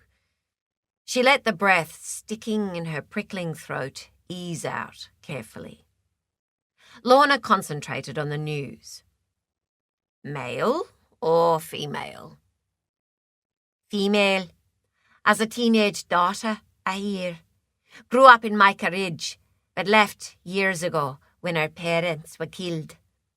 Apparently, they were school teachers." Lorna straightened. Green. The name sprang into her mind with startling clarity. The past always did. It was the present that got somewhat muddled. She remembered a lovely couple, both of whom taught at the primary school, and they had one sweet daughter. The town had been devastated. Her husband had been very upset because the ambulance had picked him up on the way to the accident, but there'd been nothing he could do. Too little, too late. The girl had gone to a relative in the city. Lorna did love to catch up on the local news, and nowadays that only happened at the yearly Christmas cake fundraiser for the RFDS, or at the hairdressers. She so enjoyed having her hair washed and set. It was the best part of her week since she'd lost her husband.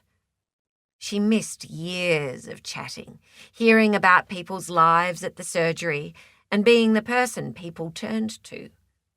Being useful. When dear Wallace had passed on, she hadn't had the energy for her old life, because she'd been so exhausted from caring for him until the end. Then that woman had married her son and moved in to look after her. Humph. All she'd needed was a good sleep for a month, and she would have been fine. Mentally, she snorted. Now, she wasn't encouraged to invite people to drop in. And she missed the interaction she'd had as the doctor's wife. Lorna was beginning to feel something she'd never felt before. Old and useless. And she didn't like it one bit. She dragged her mind back to the conversation. Always good to have a new doctor? Can you remember her first name? No, sorry, don't know her name. The girl pulled back a new part line to touch up the roots. Lorna would miss this dear girl when she moved on. Like most of these young adventurers, she'd hear of a new town to visit and set her sights on a new quest. Backpack away. Lorna wished she could do that. Just disappear. She wished she could move out to one of those one-horse towns and be the nurse again. Like she'd been 50 years ago when she'd met her husband. Doing something worthwhile, constantly alert for the next crisis. Dealing with the impossible until help arrived. Riding through storms on horseback to help deliver a baby or splint a bone. She'd done some exhilarating things in her time. Maybe she could go somewhere really remote. She wasn't young, but she'd be better than no resources. Who was she kidding? She was too old now, only able to raise pitiful sums of money to help the local flying doctor base. Too old to be employed, too old to be a help rather than a hindrance. And wasn't that drummed into her every day? In the nicest possible way. Humph. She'd always said she wasn't going to be one of those grannies who minded the grandchildren and tidied the house. But she would have eaten those words these last 2 years if she'd had the chance. And with her son's wife apparently putting motherhood off until Lorna was dead, she had no choice anyway. Lorna? The young girl paused as she painted the purple dye along the silver roots. You okay there? I'm fine, dear. Silly old fool she was. Just wool gathering. Wool gathering? The hairdresser tilted her head and glanced again at Lorna in the mirror. Smiled that genuinely interested smile. And what would that be? Wool gathering? A lovely phrase. Diverted, Lorna explained. When the sheep brush along the fences, little tufts of wool get caught on the wire, and on tree branches and sharp rocks, like the boulders we have on the ridge out of town. If you were to go along and collect these, you'd be wool gathering. The girl nodded with keen attention. Someone told me yesterday there were 2 million sheep along the Darlin. For a shallow brown river, that's a lot of livestock. True, though there's less now with the drought. Lorna thought about it, and a picture with wool-studded fences floated into her mind. Imagine all the tiny bits of fluff caught up with twigs and leaves. She smiled, accepting her own foibles. And it's like my mind, collecting little thoughts and things that stick in my brain and come out in a clump for me to unravel. You do more of it as you get older, probably because of all the trails old people have travelled. As long as she kept her wits, unlike poor Wallace. The girl shook her head vehemently. You're not old. Lorna snorted. I'm 80 next week. So, what are you doing for your 80th, Lorna? The spiky-haired young backpacker leant down to add in her drawling Liverpool accent. Something naughty, I'll bet. You're the youngest 80-year-old I know. There's a wild life in you yet. Run away with a younger man and have your wicked way with him. Lorna spluttered and laughed. It wasn't even patronising, like her daughter-in-law would have been if she'd said something similar. It was genuine, encouraging, warm, like the young woman who'd said it. Don't know about the wicked way. Lorna was too old to blush, but she grinned roguishly. But you're sweet. Lorna wondered, was bumped gently out of her resignation. Not about the sex. Lord, no. But was she too old to run away from home?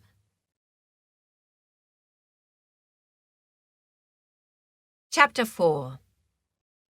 A week after they'd arrived, Mia Green decided that moving out of Sydney may not have been the worst thing that had happened to her. Her new friend, Trent, had a motorbike, and her first glimpse of the out-of-town dirt racing track was the most exciting place Mia had ever seen. They'd come straight from school, ducking into the back garage at Trent's house and wheeling the motorbike up the street so his mum didn't hear it start up. Both riders underage, an unregistered bike, and a quick blat through the back streets until they hit a dirt track was just the sort of clandestine adventure Mia loved. She knew who wouldn't like it, but what her mother didn't know wouldn't hurt her, and Mum didn't finish work until 5. That gave Mia 90 minutes to get from school to home, and a lot of fun could be had in 90 minutes. Can I try steering? They'd stopped after 15 minutes of going around and around the rough bush track, skirting straggly gum trees, leaning precariously around rocky outcrops until she'd laughed out loud, and finally rolling to a stop under a spotted gum to take off their helmets. Trent checked his watch. It's pretty powerful. He shook his head. Maybe tomorrow. Just a quick go, Mia wheedled. He frowned at her. Have you ridden a bike before on your own? She was tempted to lie, but decided against it. Just as a passenger. He shook his head decisively. It's getting late. We'll see tomorrow. Trent was firm, and Mia actually didn't mind that. There was something pretty cool about a guy she couldn't manipulate easily. A challenge. She smiled to herself. But she'd get her way. Trent dropped her off at the end of her street in case her mother was home early, and they went their separate ways. She felt like skipping, except she was far too mature for that. Mia passed the white house with the gabled roof that she'd decided was her favourite and waved to the old lady with purple hair sitting on the front veranda. Lots of people at her school in Sydney had purple hair, but not old people. She glanced again at the lady and couldn't imagine ever being that old. Her world was pretty darned good, actually. She wondered if her mother would buy her a bike if she asked. Her mood flattened. Doubt it. That would be considered too dangerous. The downside of having a doctor for a mother. Or one of them. She turned into the front path and almost ran into Daphne coming the other way. Stinker. Hello, Mia. Daphne caught the flare of dismay in Mia's eyes and thought, where have you been? Billy's daughter quickly lowered her lashes, and Daphne wondered if her mother knew Mia wasn't coming straight back from school. Hi, Daphne. You going out? The tone was nonchalant, and Daphne suppressed a smile. Little minx. She'd sounded totally unconcerned, as if the thought that Daphne might mention it to her mother never crossed her mind. She wouldn't, unless she was asked. Her shift started at 7 a.m. and finished at 3:30 p.m. Billy ran on the doctor's roster, left and finished an hour and a half later. so wouldn't be home until 5 p.m. Daphne put aside her concerns, but she didn't put them away. She'd keep an eye out. She changed the subject. I'm visiting a young friend. Her granddad had a station accident, and she comes in to visit in the afternoons. That way she gets home before the roos get too thick on the highway. She saw the girl nod. A flash of compassion crossed her face, and Daphne was pleased to see that Mia had her mother's empathy. Hope her granddad feels better. See you then. She waved. Daphne watched her turn and hurry up the path to the side door. Probably wanted to wash the red dust off the back of her legs and uniform before her mum came home. Daphne wondered what young Mia had been doing and hoped it wasn't something Billy would hate too much. She turned onto the footpath and strode along the street towards the hospital. She imagined it would be challenging to have a teenage daughter and realised Billy must have been very young when Mia was born. She was probably used to challenges. Daphne would have loved a daughter. A family of any kind. It had always been her dream, but she was getting to the stage where it looked less likely. In fact, sometimes it felt totally impossible, given she was 30 and there was no man on the horizon except her doomed attraction to Rex. The problem was she didn't fancy anyone else, and Rex liked to tease her, but didn't think of her in that way. She saw Lorna Lamington sitting on the veranda and remembered that all families had their moments. She'd met her at one of the RFDS fundraising meetings, and Lorna had invited her to the annual Christmas pudding-making week coming up. She was really looking forward to that. The older lady seemed to be spending more time sitting on the veranda these days. Daphne had dropped in a week ago, and they'd had a cup of tea overlooking the street, talking about the time Lorna had been a nurse all those years ago. Fascinating stuff. Daphne had the impression Lorna didn't see eye to eye with her new daughter-in-law, though she hadn't said as much. Daphne waved, and Lorna waved back. That woman had a few tales to tell. Daphne made a mental note to drop in again one day soon, because the company suited them both. When Billy arrived home, Mia was already showered, and a load of washing was in the machine. Impulsively, she hugged her daughter. Life was pretty darn good. I'm so pleased we've moved here. You were never this organised in Sydney. Mia blushed. I'm getting older. That you are. Billy couldn't help sharing her excitement.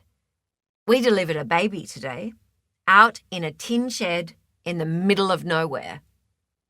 As she said it, she corrected herself. We were there when a baby was born. Daphne was right. They hadn't delivered a baby. Belle had done all the work.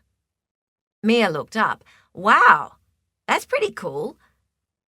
Can I tell, a slight hesitation, the kids at school tomorrow?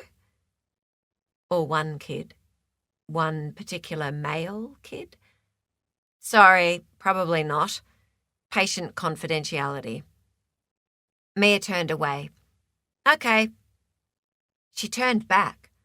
What was it like? Watching a baby be born? It must be gross. Billy laughed, remembering. It was different to any delivery she'd seen in the past.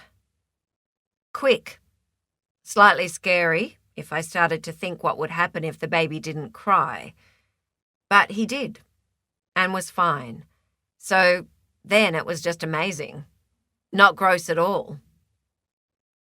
She tilted her head at her daughter, who seemed to be glowing and happy and more animated than she'd been for months. I didn't think gross when you were born. Mia looked at her. Thanks, Mum. It was a look she hadn't seen on her daughter's face before. What for? An honest answer? I try to be honest with you all the time, Mia, and I hope you'd want to be honest with me. Sure. There was a pause. Can I have a motorbike? No. Mia shook her head in disgust. That was brutally honest. Billy ran her fingers through her hair. Okay, maybe that had been a reflex bark. We live in town. Maybe if we had some land around us. Mia rolled her eyes. Well, that's not going to happen. It might. Did something happen at school today? Nope. Nothing ever happens. Then she turned away and walked into her room. Billy sank down on a chair. What had all that been about? How had she handled that so badly they'd ended up not talking? Billy thought with a tinge of unease that maybe she was missing something, and then sighed. She was tired. It had been a big day. She remembered during her aeromedical training, they'd mentioned how fatigue could sneak up on you until you became accustomed to the different pressures of the aircraft. It had been interesting to be reminded about the added stresses of air travel on patients and staff alike. Today had been a hot one, and the aircraft had taken a while to cool down after they took off. They'd had to monitor Anthony's temperature. Not too hot, and certainly not cold. It was also different to road ambulance transport. There were medical adjustments you didn't normally think about.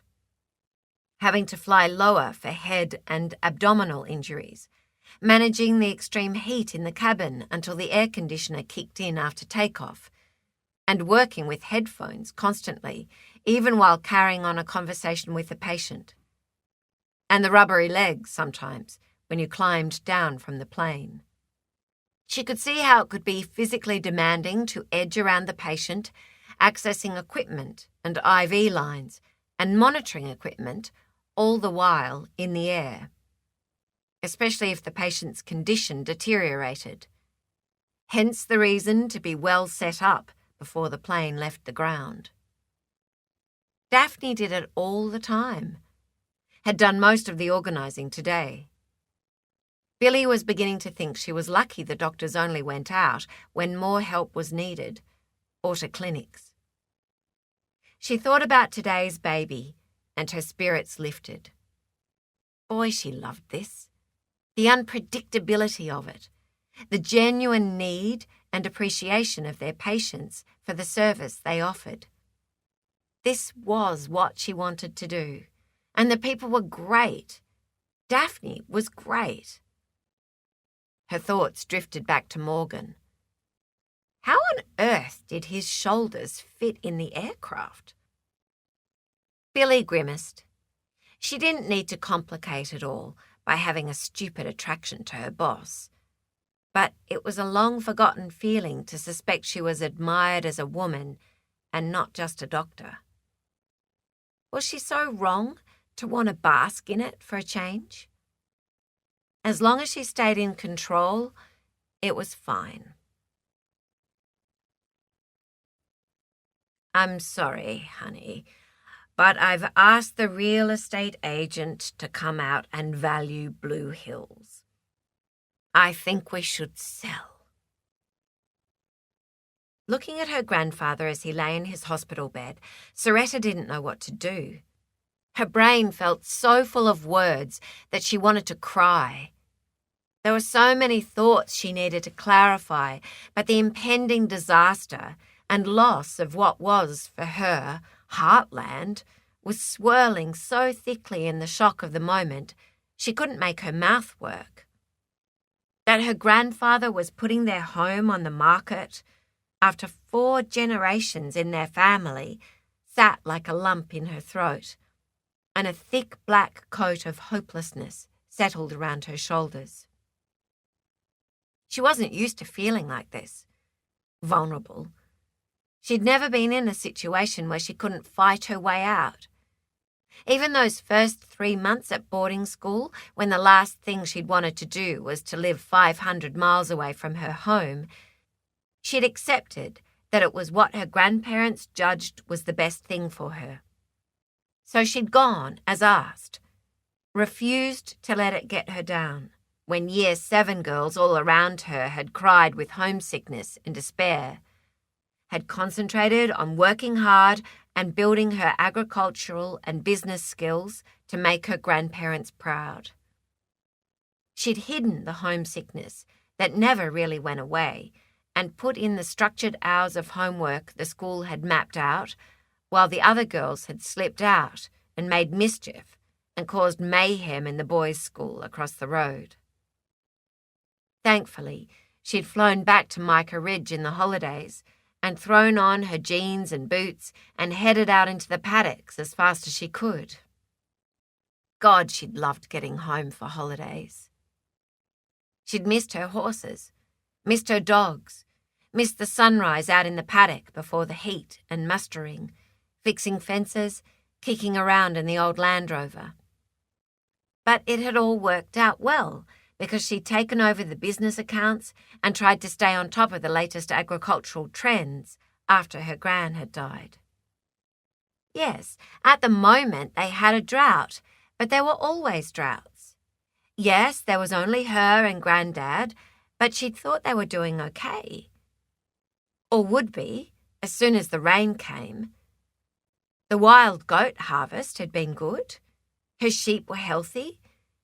She didn't ask for much, didn't need anything she didn't have, just wanted to keep the life that she and her Grandad loved.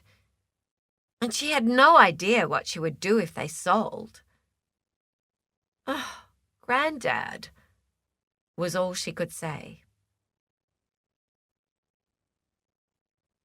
By the time Daphne arrived at the hospital, only slightly puffed from the long walk, her roaming thoughts were interrupted by the sight of Soretta, ahead along the corridor, despair in every line of her body.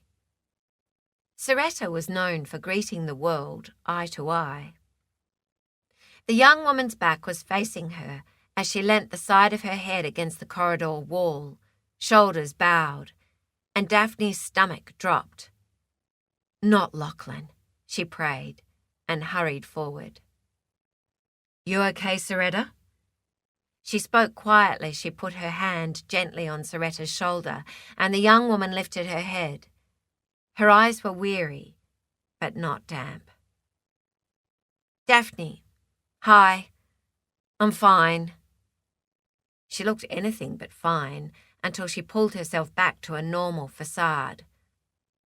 "Your Grandad okay?"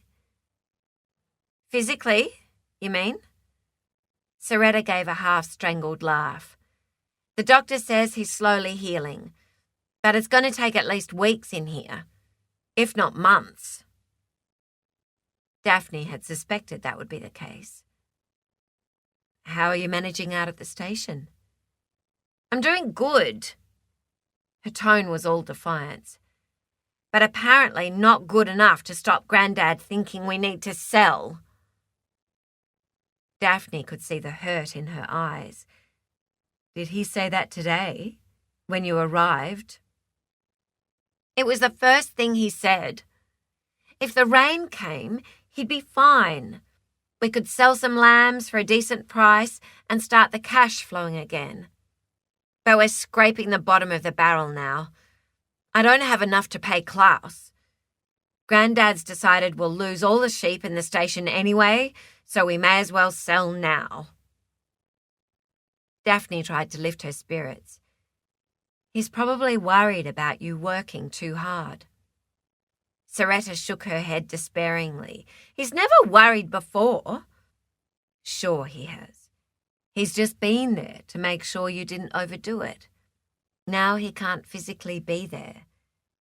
It'd be hard for a man like your Grandad to watch his granddaughter do his work."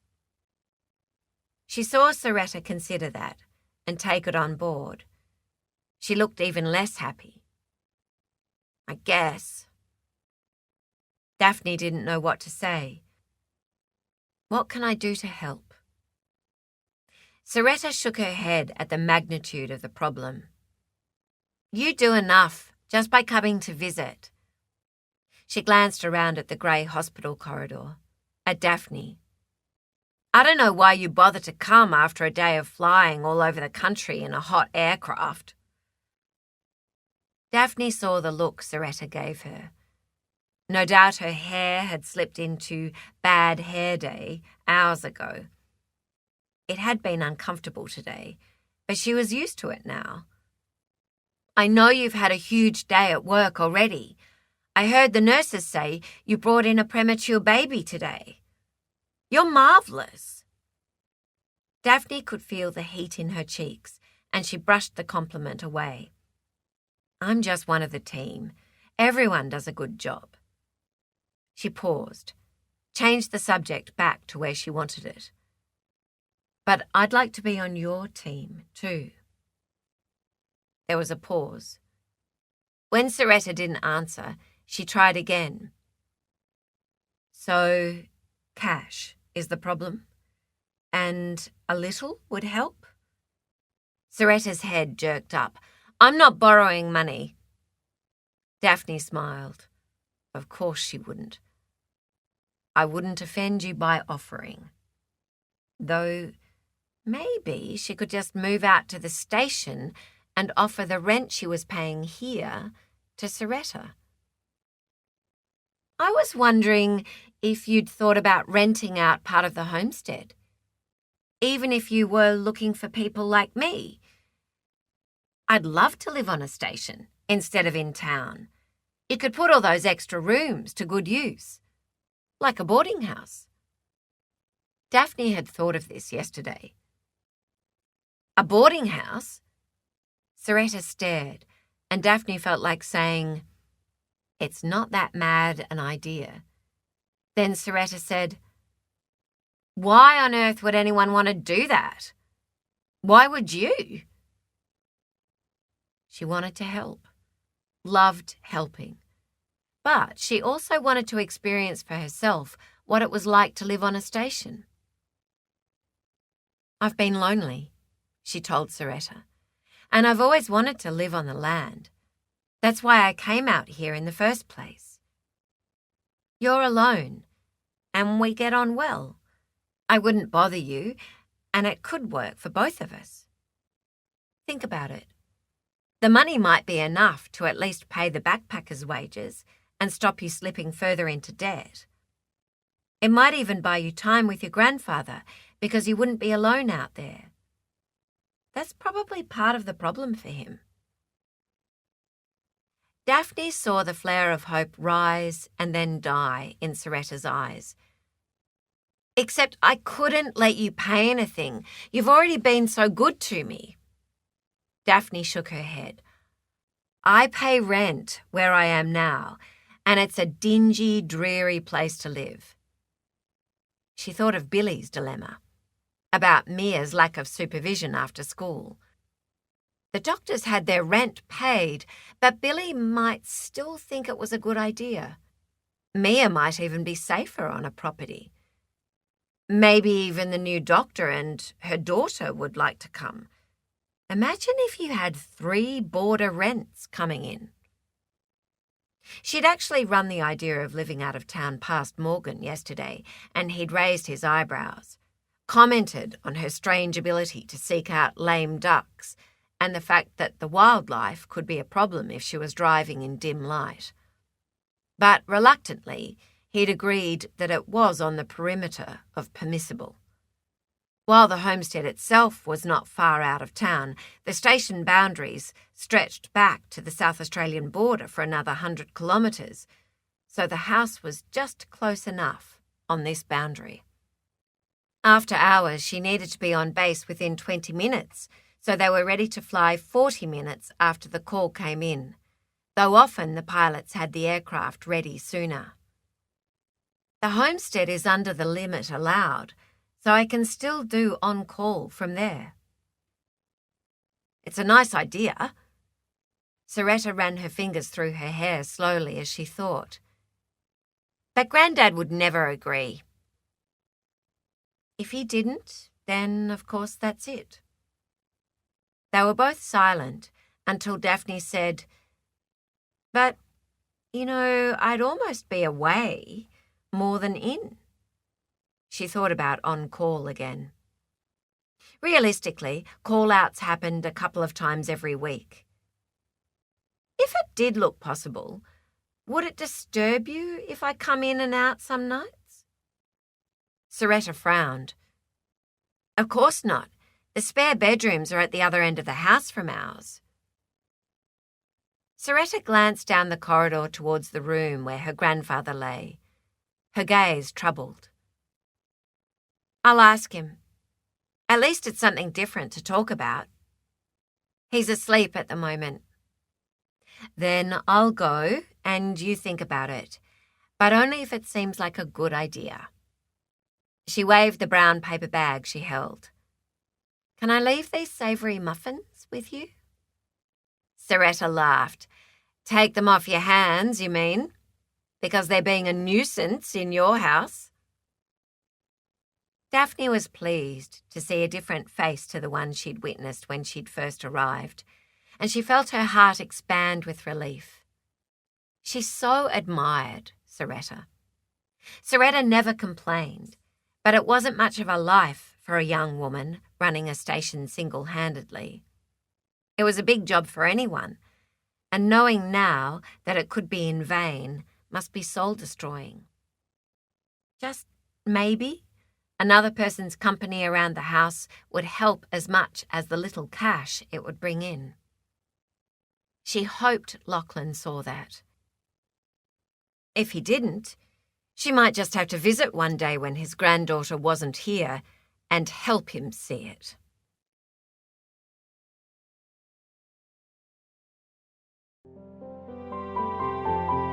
This is the end of CD 2. The book continues on CD 3.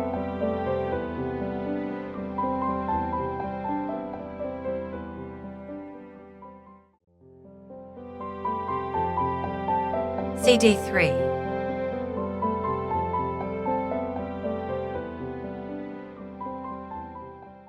Chapter 5. It sounds like a perfect solution, Daphne. Lorna was sitting forward in her chair with the Royal Dalton teapot suspended in the air. Daphne had called in after the hospital because Lorna had still been sitting on the veranda when she'd walked back past. Lorna sighed. That poor girl. Her hand started to shake with the weight of the pot, and she grimaced in annoyance before putting it down. Daphne didn't comment. I think the no-frills station lifestyle could be fun, Lorna. I've never lived on the land, and apparently the homestead is quite large. It'd be a nice change from town. Lorna nodded enthusiastically. I remember the homestead. It's huge, almost like the lodging houses we used to have in my day. Originally, there were 2 families living there, and after a couple of really bumper years, they added a lot of rooms. If she could get a few $100 a week, it could make all the difference. And you say the new doctor and her daughter might be interested? Lorna took a delicate bite of her scone. I envy you all. I haven't actually broached the subject with Dr. Green yet, but maybe it could work out well for her too. Maybe not, Daphne said, but I'm going out the day after tomorrow to talk to Soretta, have a look, and see if it could work. I'll go before lunch, before Soretta comes into the hospital to see her granddad. Lorna sniffed. I always said that duplex you're in now was too pokey for staff. Our flight nurses and doctors deserve better. Lorna put her cup down. When you go, she hesitated, and Daphne tilted her head to pay attention. I don't suppose I could come for the drive with you? Get out of the house? Daphne's mouth twitched. They both loved company. I'll mention it to Soretta, and I'm sure you could. Nice for me, too, to have someone to drive out with. Lorna sat back with a happy sigh. You're very kind. I haven't been out to Blue Hill Station since Lachlan's wife went into labour with Soretta's father nearly 50 years ago. Daphne laughed. She could just picture Lorna arriving with a bag at the homestead, ready to help.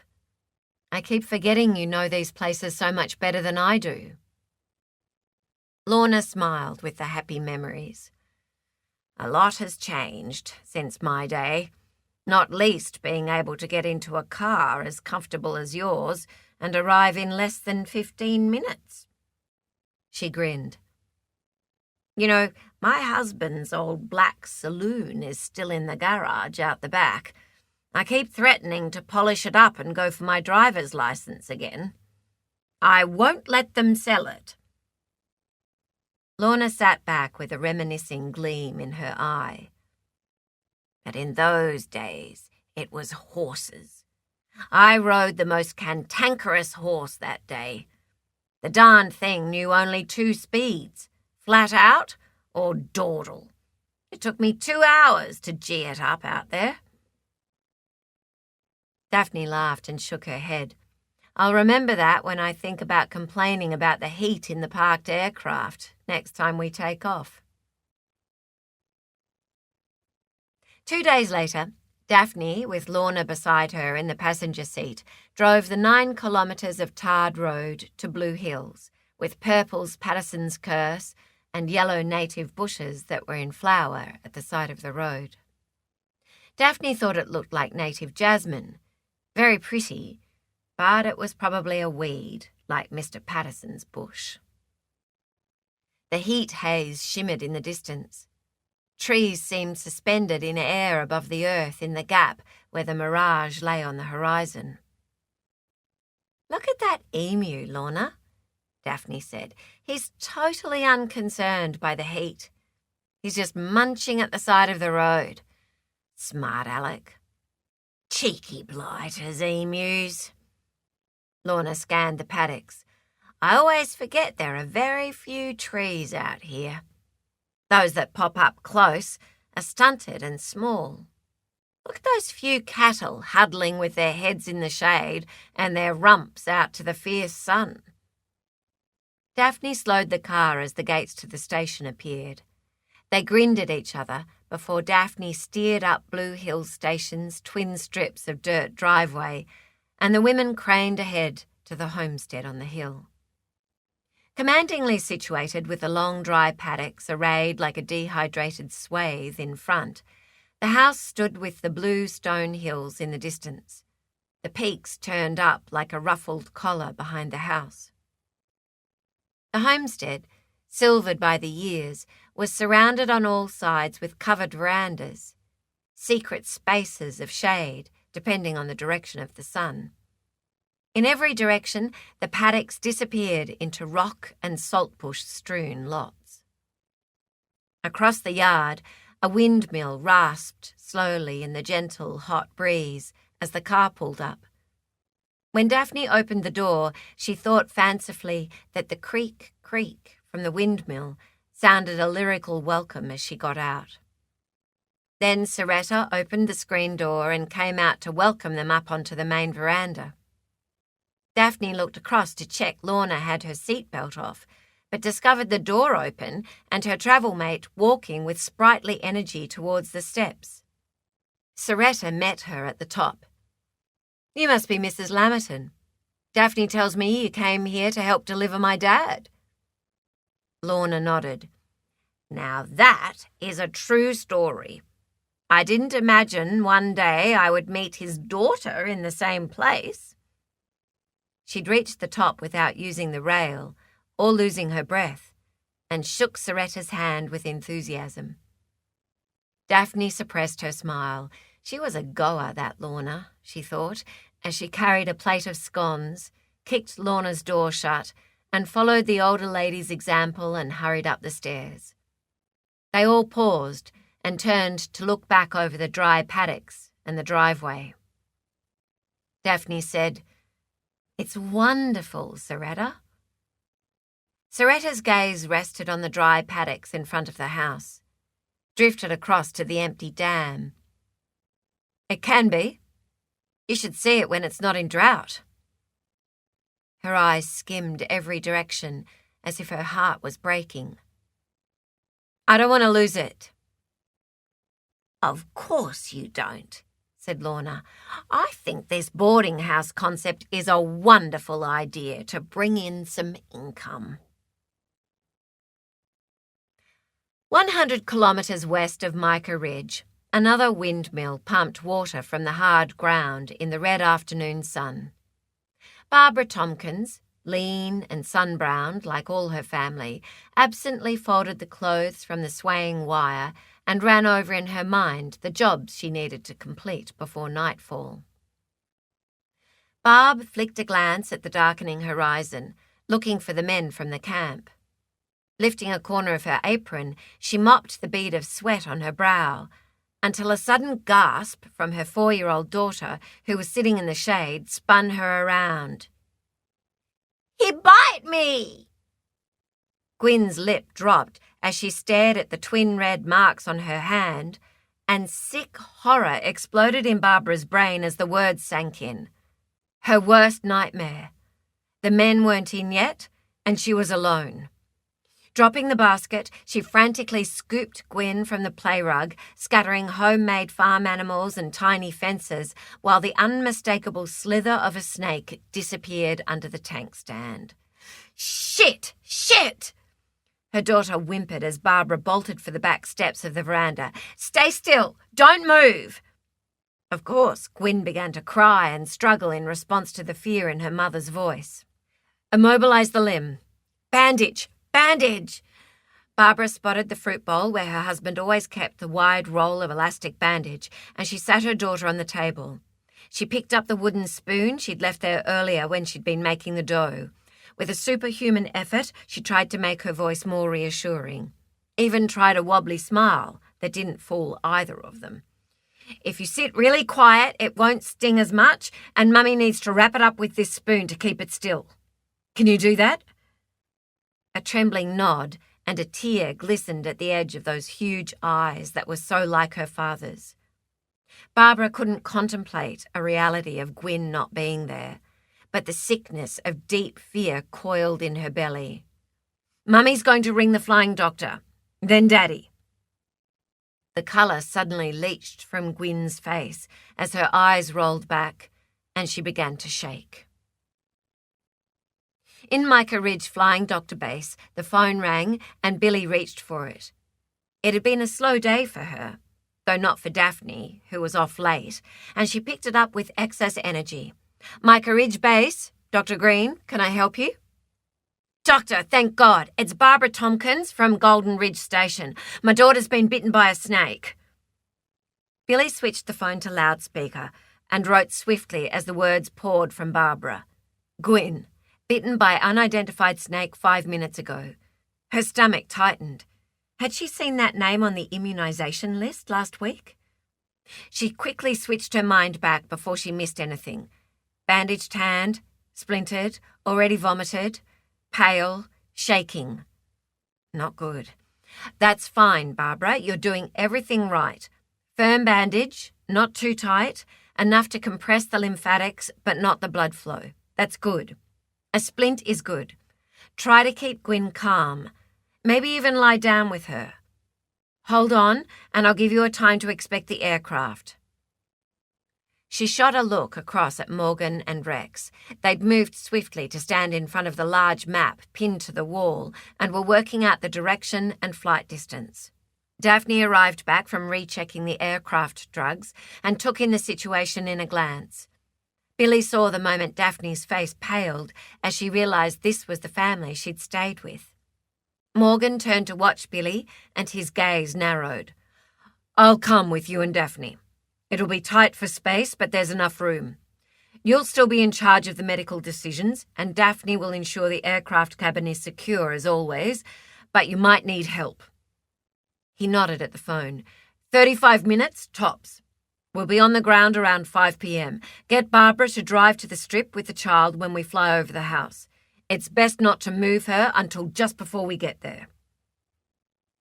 Rex strode from the room to start his pre-flight check of the aircraft, and Daphne disappeared into the medical supply room to gather extra equipment. Morgan picked up another phone as Billy repeated the instructions to Barbara. Then Morgan said, "Tell her I'm onto the consultant at the Children's Hospital in Adelaide, and he'll connect us with a venom specialist from his end." Barbara listened as Billy repeated the information. Her voice cracked as she lost some of her control. "Hurry!" Billy mentally hugged the woman. "Hang on, we're on our way." After she hung up, Billy followed Daphne into the supply room while Morgan made the next swift call to the consultant and arranged a callback number on the satellite phone in the aircraft. Then he nodded as they reappeared with the extra equipment. "There's a strong chance we'll need to intubate, or, failing that, we'll put the LMA in and Daphne will be managing the rest. While she's experienced at placing the laryngeal mask and either bagging or connecting the ventilator, I can be the extra hands when you need help. Daphne will sort us all into the best spots." Despite her pale face, Daphne's voice was calm as she explained, "Adelaide will have the antivenom ready when we get there." She didn't say that there was a chance they wouldn't get there in time, but Billy understood and grabbed the extra pediatric resuscitation kit Daphne thrust into her hand before she took off at a brisk trot after Rex. Barbara's daughter could die if they didn't get out there fast enough. As Billy glanced around to see if she'd forgotten anything, Morgan had switched the base over to Broken Hill. She shot past him out the door and heard his "slow down" as she came out into the afternoon heat. Billy obediently slowed her pace to a safer, hurried walk and followed Rex up the steps into the plane. Thankfully, the pilot had finished his meticulous walk around. That was a bonus. With summer here, there'd be plenty of light for hours of flying yet. Daphne secured the cabin once everyone was seated. They'd removed the second stretcher in case Morgan needed to be in the rear of the cabin on the way back. But for now, Morgan had climbed up beside Rex. Billy couldn't help being thankful they had him along as well. Once they were in the air, she and Daphne began to go over the protocols for treatment on arrival. Then Billy quickly reread the instructions on pediatric treatment for snakebite in case she'd forgotten anything. She stole a look at her watch and winced at the thought of Barbara waiting for them. Half an hour later, Barbara Tompkins heard the sound she'd been straining for in the distance, the drone of a plane. Thank God! She eased herself off the chair. Her daughter had twitched uneasily in her arms for the last 20 minutes, and Barbara prayed as she picked up her bulging shoulder bag. Gwyn had been limp and her breathing shallow while they'd waited, but Barbara had hesitated to try to rouse her in case she shifted Gwyn's tiny hand and pumped more of the venom around her small body. She'd given up trying to reach her husband. She'd left a note, but he'd eventually find the missed calls and contact her. Goodness knew where she'd be tonight. Not that it mattered, as long as Gwyn was okay. She didn't allow herself to contemplate anything worse, or her brain wouldn't remain calmly sensible, which was the most important thing. She heard the plane pass over the house, and she picked up her keys to the spare truck and hurried out with Gwyn in her arms. Driving with Gwyn's head in her lap, she sent a silent thanks that her husband had made that cattle grid over the landing strip paddock, and she didn't have to open a gate. She parked just as the plane touched down and chewed her trembling lip, fervently pleading with God to let the flying doctor save her baby. Billy took one look at Gwyn's condition, another quick look at Morgan, and decided to intubate right away. They moved inside the aircraft to be out of the sun, and without the second stretcher, there was room for Morgan and Daphne to put an intravenous cannula into each of Gwyn's arms. Billy drew up the drugs for rapid intubation.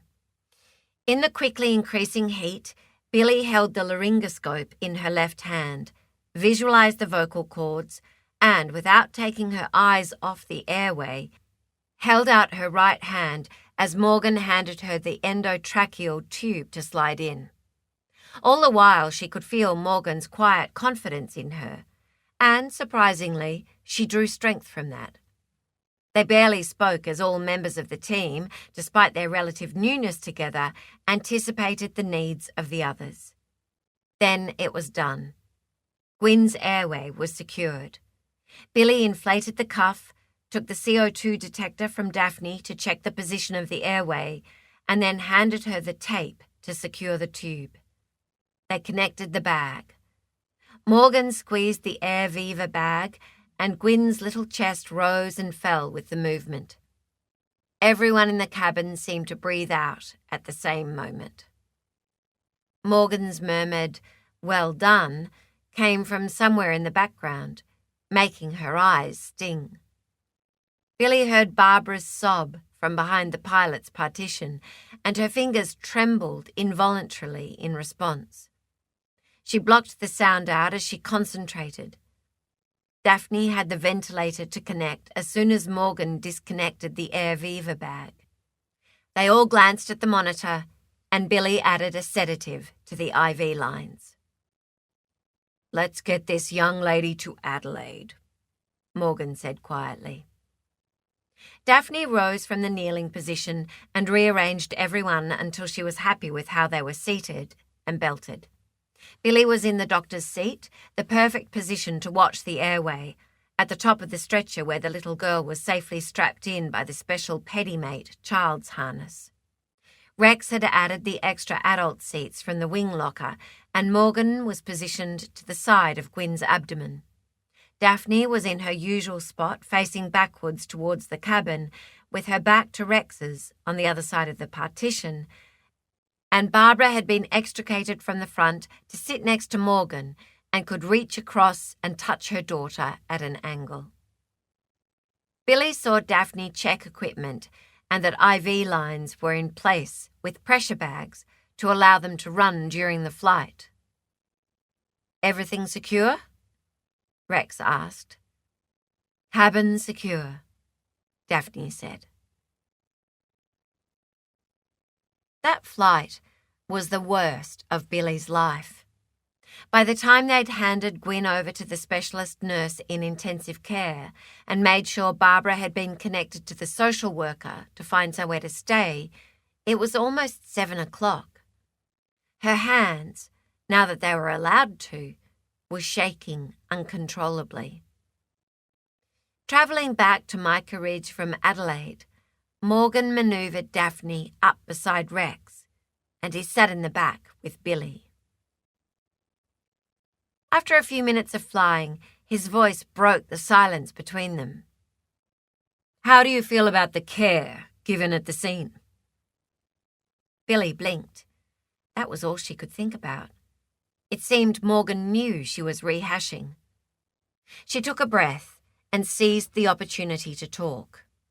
She knew it would lessen the chance of it keeping her awake later tonight. "I thought the intubation went well, though my hands were a little shaky at times." She spread her fingers and grimaced at their steadiness now. "The intubation couldn't have been better." Morgan's quiet words did a lot to settle her nerves. "You, the rest of us, and Barbara did everything we could to save Gwyn." Billy's stomach plummeted. "Do you know something we don't? Is Gwyn still fighting?" He smiled at her. "Last I heard, she was improving slowly.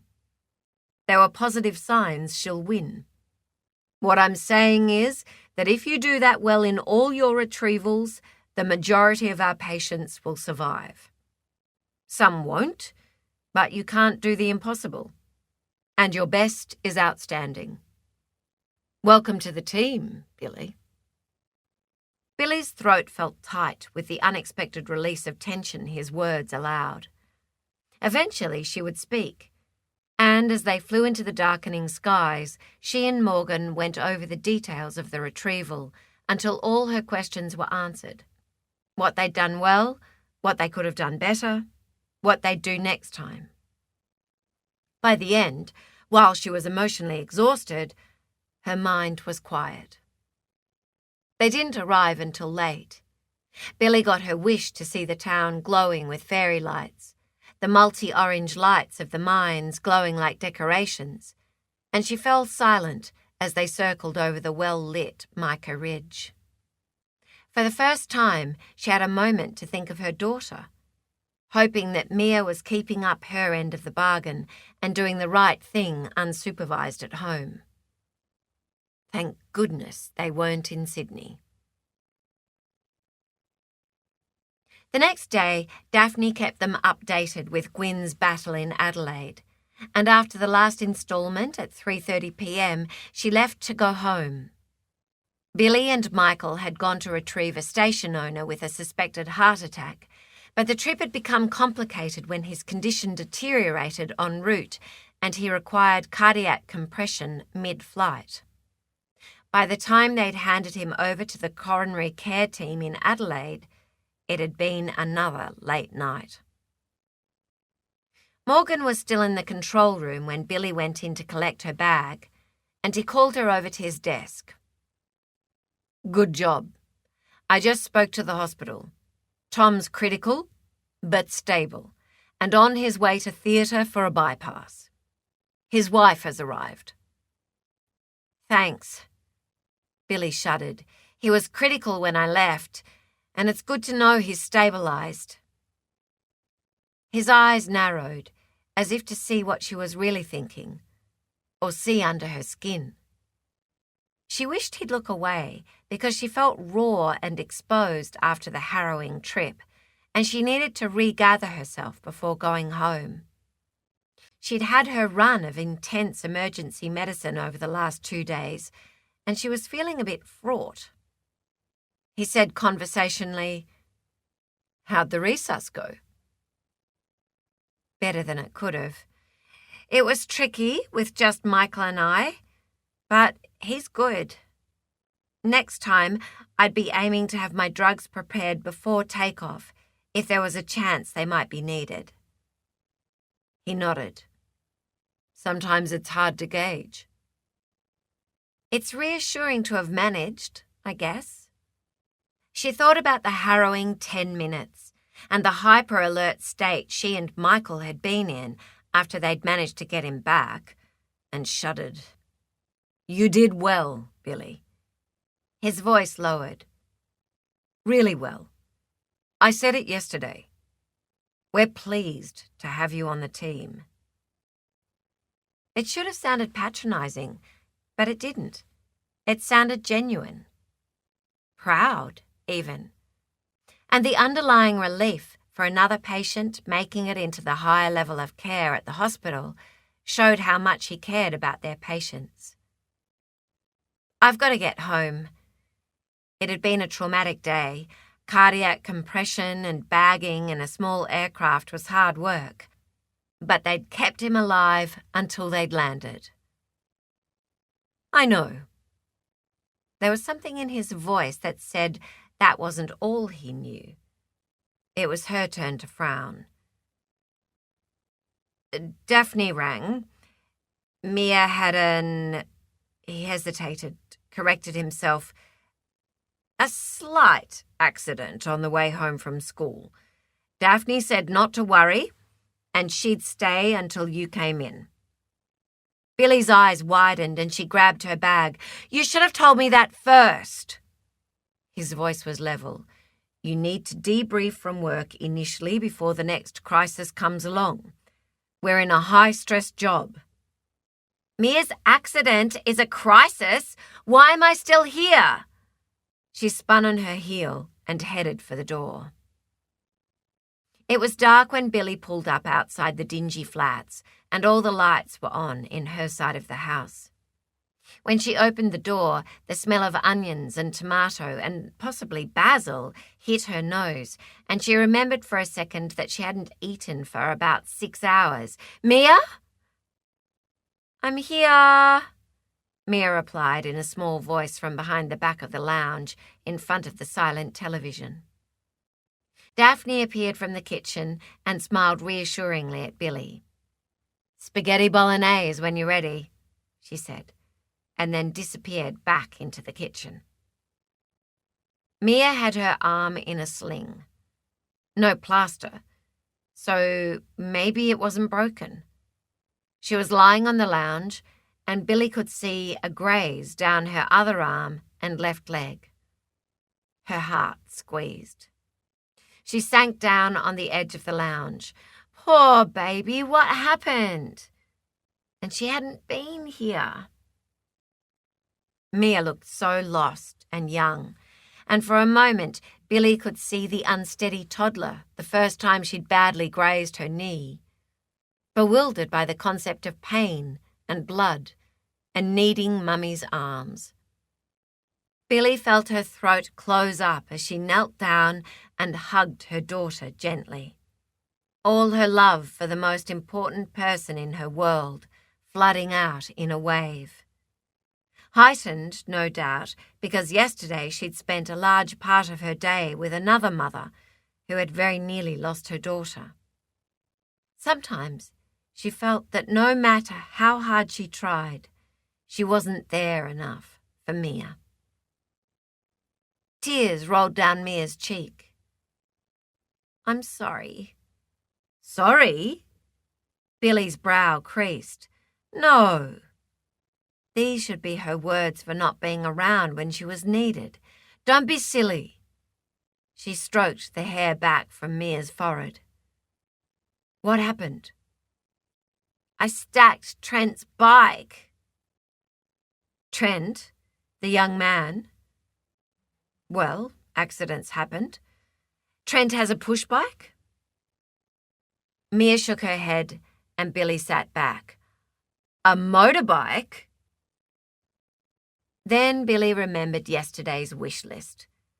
A vision of her daughter's hair and fragile skull flying free as she risked life and limb.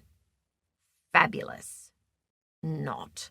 "You've been riding someone else's motorbike? This Trent?" She could feel her face heat, so she took a breath, and then another one.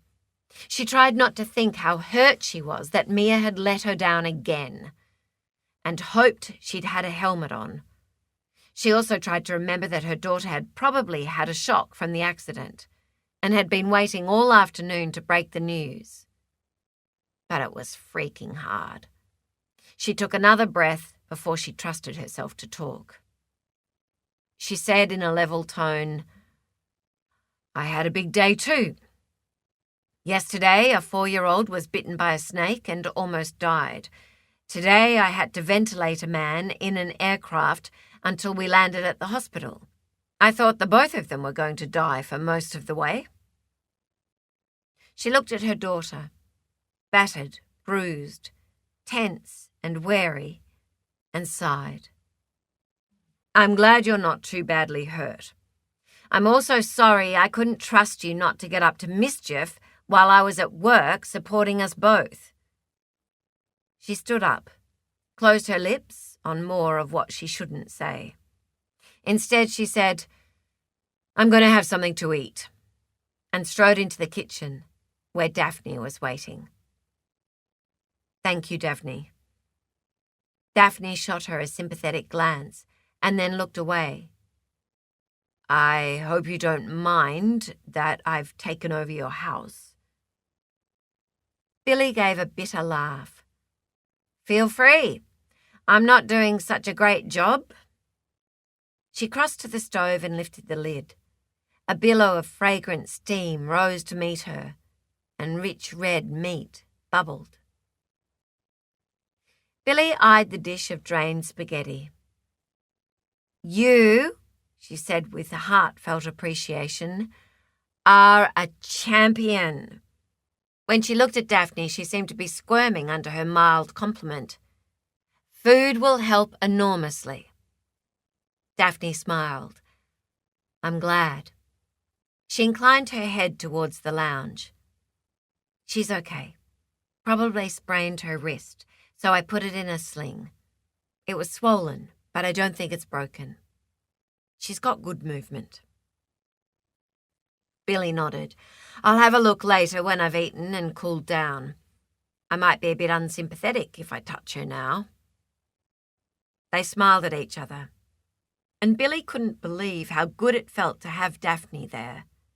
It was like old times with her aunt before she died. She'd missed the company, the shared adult conversation, and poor Daphne was copping it. Did she come home on her own? Daphne shook her head. Trent came with her, knocked on my door. He was shaken. He seems like a nice boy. Must be a reasonable young man, because he was more worried about Mia than the bike they'd dragged here, which looked terminal to my untrained eye. We'll probably have a visit from his parents then. She put her head in her hands. Billy could hear the sounds of Daphne dishing up her plate as she spoke. I'm not a mother, but at least I could see she was worried about upsetting you, Billy. She lifted her head. Daphne was right, and Mia wasn't badly hurt, just shaken. It could have been a whole lot worse. She sighed and thought about the retrieval today. Tom from Jinder Station arrested mid-flight today. We got him back. Daphne sucked in her breath and put Billy's plate in front of her with a clatter and covered her mouth. I know the family well. I've been out there for one of the stockmen. Billy nodded. One of the station hands met us on the airstrip. His wife was away. Daphne looked pale. How is he now? Billy pulled out a chair. Sit down. Alive. Critical, but stable. Daphne was shaking her head. Morgan didn't say that's where you were when I rang to tell him about Mia. Morgan wouldn't.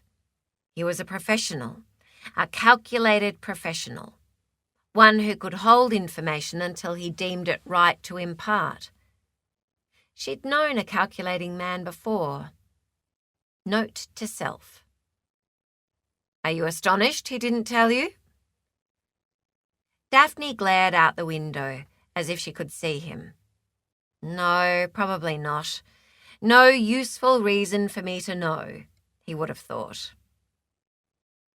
To her surprise, Billy found herself defending him. You're on your day off, and you've had a big week too. But Daphne wouldn't be diverted. How terrifying for his wife. She checked the clock. I'll ring them tomorrow in Adelaide and see if they need anything. Thank goodness I have another day off.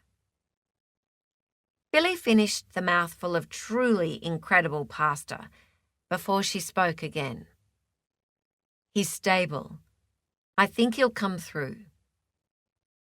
In an effort to distract her, Billy asked, So, what did you do today, before my daughter brought her dramas to you? Daphne blinked, rubbed her forehead as if to think. Oh, I drove out to Blue Hill Station and looked into boarding there. Billy felt her stomach sink. Daphne gone from next door? Funny how disappointed that made her feel. Move out of here? Were they so bad to live next to? Knock it off, Billy. This wasn't about her. This was Daphne's life. It was mainly to help out a young friend. We flew Lachlan in the day you arrived. He's lucky to be alive. His granddaughter is doing a great job even though she's only 22. The drought's making it tough to make ends meet on the station. Billy could hear the concern in Daphne's voice. This was important to her. Is anyone else there with her? A German backpacker, 1,000 sheep, and a pack of kelpies, was the dry reply. Billy raised her brows. A lot to manage. No wonder it's tough. And she's on her own. If it rains, she'll be fine. For the moment, she's having trouble week to week, and I've offered to be a boarder. I've always wanted to try living on a station and never had the chance. This one's close to town, and it's a huge house. Plus, it'd bring a little extra cash and company if she wants it. Like an extended farm stay. Billy tried to sound enthusiastic for Daphne. We'd miss you. She looked at Daphne's face and caught the embarrassment and telltale spread of colour up her neck. Her new friend really didn't take praise well. Daphne looked away. I'm sure you won't. Billy looked down at the food in front of her before raising her eyebrows again. Yes, of course we will, though it sounds right up your alley, and I'll still see you at work. I've checked out the distance, Daphne said hesitantly. Morgan said I could do on-call from there. The actual homestead is just under 10 kilometres out of town, even though the property runs almost to the South Australian border. There was another hesitation before she said, You never know. You and Mia might be interested in moving out of town as well one day. There's a school bus that goes past the door, and it would mean Mia wouldn't have the after-school time lag. As if relieved to get it all out, Daphne stood up and bustled away to put her own plate in the sink, then washed it vigorously. It's none of my business, of course, she said over her shoulder, but I thought I might as well run the idea past you. Billy thought about it and was surprised by how much the idea appealed. She'd wanted to try station life, and she wouldn't need a manager if it wasn't her station, and Daphne would be there. Before she could say anything, Mia's voice called from the lounge. Mum! Billy stood up as Daphne dried her hands and prepared to leave. I'll go next door. If she needs to stay home tomorrow, I can drop in and check on her every now and then. Billy put her hand out and touched Daphne's shoulder. Thank you. For looking after Mia? For everything. She waved to her half-eaten plate. It's just what I needed to retain my sanity. Daphne looked ridiculously pleased, and Billy wondered just what the past had done to this woman, who was possibly the kindest person she'd ever met. The next morning, Morgan stopped Billy as she walked past him to put her bag away. How's Mia? She glanced at him coolly. He'd known she would be upset and withheld telling her until he decided the time was right. Well, he had no right. Bruised and sorry for herself, she's staying home today. His voice was level, but she had the feeling he knew he'd blotted his copybook. I thought you might have called in sick. Stay with her. She looked at him, lifted her chin. He wasn't the only professional around here. Thought of it, but she's 16, and I didn't want to let everyone down. He nodded, didn't say thank you. Did she really need him to? Daphne mentioned she was thinking of moving out of town, renting a room on a station, she said. His expression didn't change. But then it didn't change much that she noticed any time, except when the sudden smile surprised her. She didn't like him, remember? She told herself. I was thinking I might try that too, she said. Still no expression. Well, that wasn't very helpful. Did he think it was acceptable for her to add 10 kilometres to her drive to work? But he hadn't said no either. Billy decided to ask Daphne if she would take her out to meet Soretta. If that went well, then Mia could lump it, along with Morgan.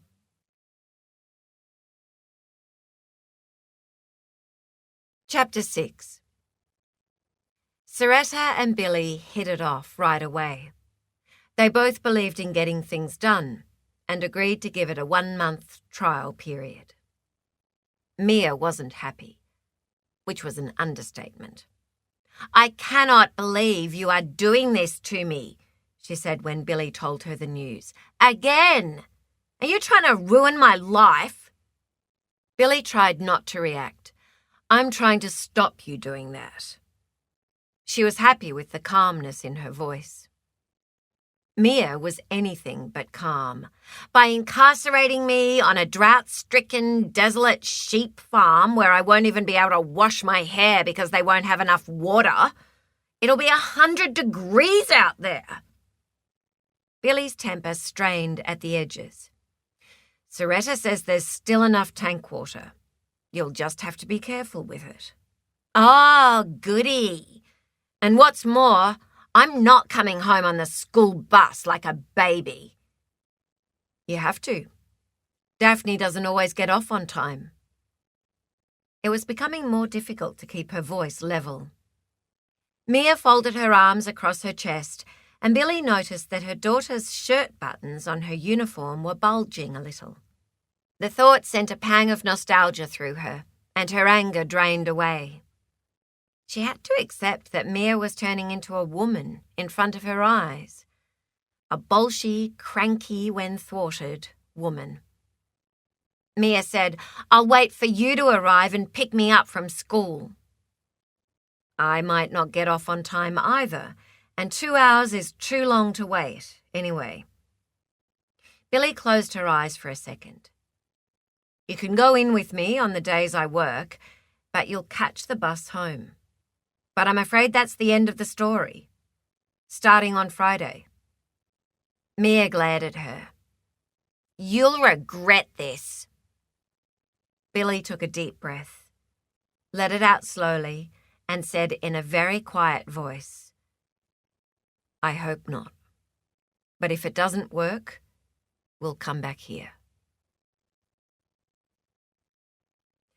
Moving out to Blue Hill Station took only a week to organise. Thankfully, it fell on the Friday rostered day off, so Billy even had a 3-day weekend to settle in. Morgan had arranged with the powers that be that one of the town flats would remain as an on-call backstop for the nights on call, which would be good as well if staff were too tired to drive home after a call-out. He demurred when Billy tried to thank him.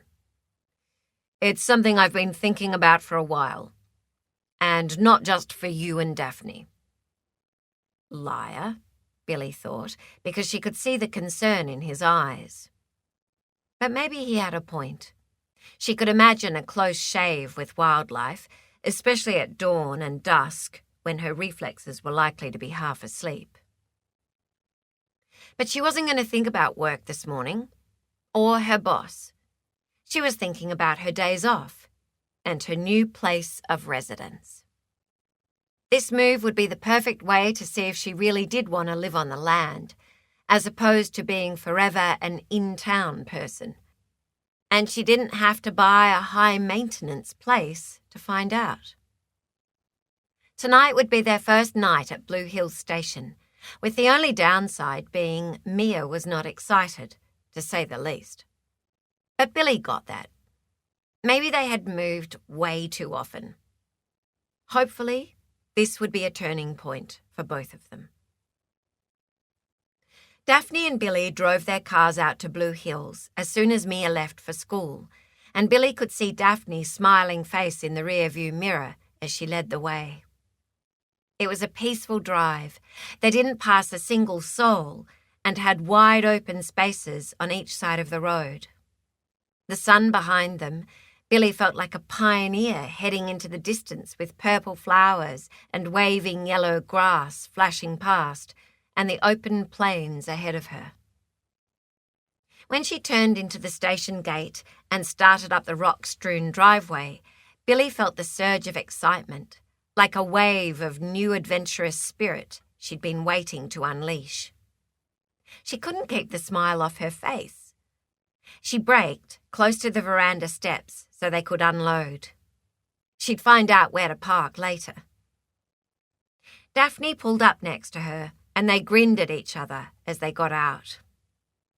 Soretta, dressed in well-worn jeans, a workman's shirt with the sleeves rolled up, and socks, pushed open the screen door and gestured them up the steps. "Welcome, ladies. I'm afraid I have to run away, but make yourselves at home." When they got to the top step, she flashed them a smile as she picked up one of her boots. "Something's come up over at the yards, but I'll be back later to answer questions." Billy blinked, but Soretta on a mission was unstoppable, and obviously she had no doubt they'd manage fine on their own. "Have fun shifting stuff," she said. "I'm on my way out to move sheep to another paddock." Billy was still processing this when Soretta added, "I had a brilliant idea last night." She pulled on her boot. "Grandad and I don't use the lounge rooms between our rooms and yours, just the kitchen and the dining room occasionally. So you can have a sitting room each in the middle." She pulled on the other boot. "Make them your own spaces. Shift the furniture in any of your rooms. You'll see which ones are ours, so use any of the others. Only thing is, Grandad has the ensuite, so we'll all have to share the other bathroom."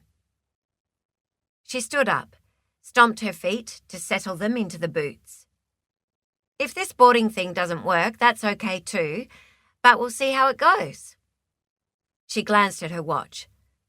"Sorry, I didn't expect to do this today, but needs must. I have to be early before Klaus gets tied up doing other things. He lives in the shearer's quarters over the hill. Call me if you need something urgent explained." She pulled her phone from her pocket, showed them the bars of reception, and put it back. "My mobile works most times when I'm away from the house, but not all the time. The number's stuck on the fridge. I'll be back at 3 to go see Grandad. The school bus gets here at 4:45. She waved and trotted down the steps and strode across the yard.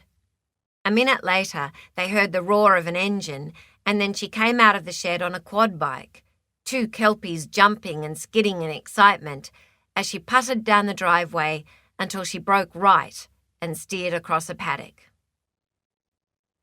Billy shook her head at the dynamo that was their landlady. Daphne seemed to think everything was as it should be. "She's a doer, that Soretta." Billy dragged her eyebrows back down to normal and followed after Daphne, who'd now stepped inside and was standing in the central hallway. "Ah, yes," Billy murmured as she began to take in the lovely old home. In her brief look through during the week when she'd met Soretta, she really hadn't noticed much except the fact the house was out of town and seemed large enough to not find themselves living in each other's pockets. Of Soretta, she'd decided she could admire her drive and stamina, and the rest she'd see how they went. Billy got on with most people, and she just hoped Mia would settle in.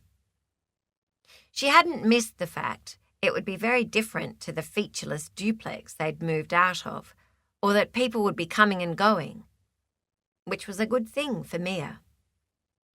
With Soretta gone and time to soak it in, now she saw the ceilings were high, pressed metal, and painted white. The hallway was divided by white painted wooden arches down its length, where it gave way into rooms. "The house is huge," Billy marvelled quietly as they walked slowly down the wooden boards of the hallway, and she shook her head at the stained glass bottoms of the windows, shining multicoloured light as the sun streamed through the eastern side of the house. They peered into each of the 7 bedrooms, except Lachlan's, which was right at the end of the long arched hallway, and Soretta's, that lay opposite. They perused the available rooms, which were closer to the kitchen, and after them, the sitting rooms. Each bedroom had its own latticed double door leading out onto the veranda, and an outside chair and round table. Inside both of the high-ceilinged rooms was a wall of built-in robes, plus a colonial writing desk, a deep chest of drawers with mirror, and a wrought-iron double bed, stripped bare, with blankets folded on top. The furnishings were old, but shone with years of polish applied with love. The two sitting rooms were elongated rather than wide, and one of them was scarce of furniture, which suited Daphne and her belongings. The other was fully furnished and showed signs of more use. Both had huge bay windows with a window seat overlooking out over the veranda. A couple of folded newspapers and an open book that Billy suspected had been there for a while lay on the side table in her sitting room. Both rooms had black metal fireplaces with tiled surrounds. Billy's had a wing chair pulled up in front of her fireplace, and she could imagine being tucked up there on a cold winter's night with her own book. The ambience was a world away from the concrete rooms staring into the blank metal fence they'd just left. The slow excitement that had been building all day expanded into a burst of anticipation. She had a job she loved, a safe place for Mia to come home to, and a connection with the land she'd always dreamed of, even if she'd really be a farm-stay renter. Finally, things were coming together the way she'd always hoped they could. They tore themselves away from the sitting rooms and moved onto the enormous bathroom, with clawfoot bath that neither of them could imagine having enough water to be able to use. But there was nothing wrong with dreaming. A dark green tiled shower with an old-fashioned bird neck shower rose, and an oak dresser with an oval basin set into the wood. The separate toilet room sported wash basin and stained glass mirror and was almost big enough to fit another bath. Daphne shook her head at the elegance of the fittings. Soretta's grandmother certainly had a flair for interior decorating. "The whole place is beautiful," Billy whispered, as if a ghost might hear. "I know her gran died, but what happened to Soretta's mother?" "She died not long after Soretta was born. Her father was killed in a farm accident, so her paternal grandparents brought her up, but her grandmother died 2 years ago. Lorna told me Lachlan's never been the same since her death, which makes it harder for Soretta." Billy got that. The homestead showed all the signs of warmth and family and a woman's caring touch, but it must have echoed a little emptily with just Lachlan and Soretta in it. "Well, her gran certainly created a beautiful home. It's perfectly maintained. How can Soretta keep it like this, with what she does outside?" Daphne smiled. "I asked. Apparently, she spends 15 minutes in a different room every day, cleaning and vacuuming lightly, early in the morning, so the task is built into her day, and she leaves the rest until its turn. That way she gets through the lot. She said she started it when her gran died because she felt close to her when she was doing it, and hasn't stopped." Billy shook her head. Homemaking wasn't her strong suit, but she could appreciate the sense of consistently doing a small amount. She'd always kept her current rooms clean and tidy, and this would be an absolute pleasure to maintain. At least Soretta will have a few less rooms to do now. Daphne had chosen the room beside the minimally furnished sitting room on the left side of the hallway, and Billy was very happy with the 2 rooms next to each other on the right. They moved back into the hallway, and her head shook in spite of herself. But it's still a huge house. Daphne had been right when she'd said there'd be room for more lodgers if Soretta wanted.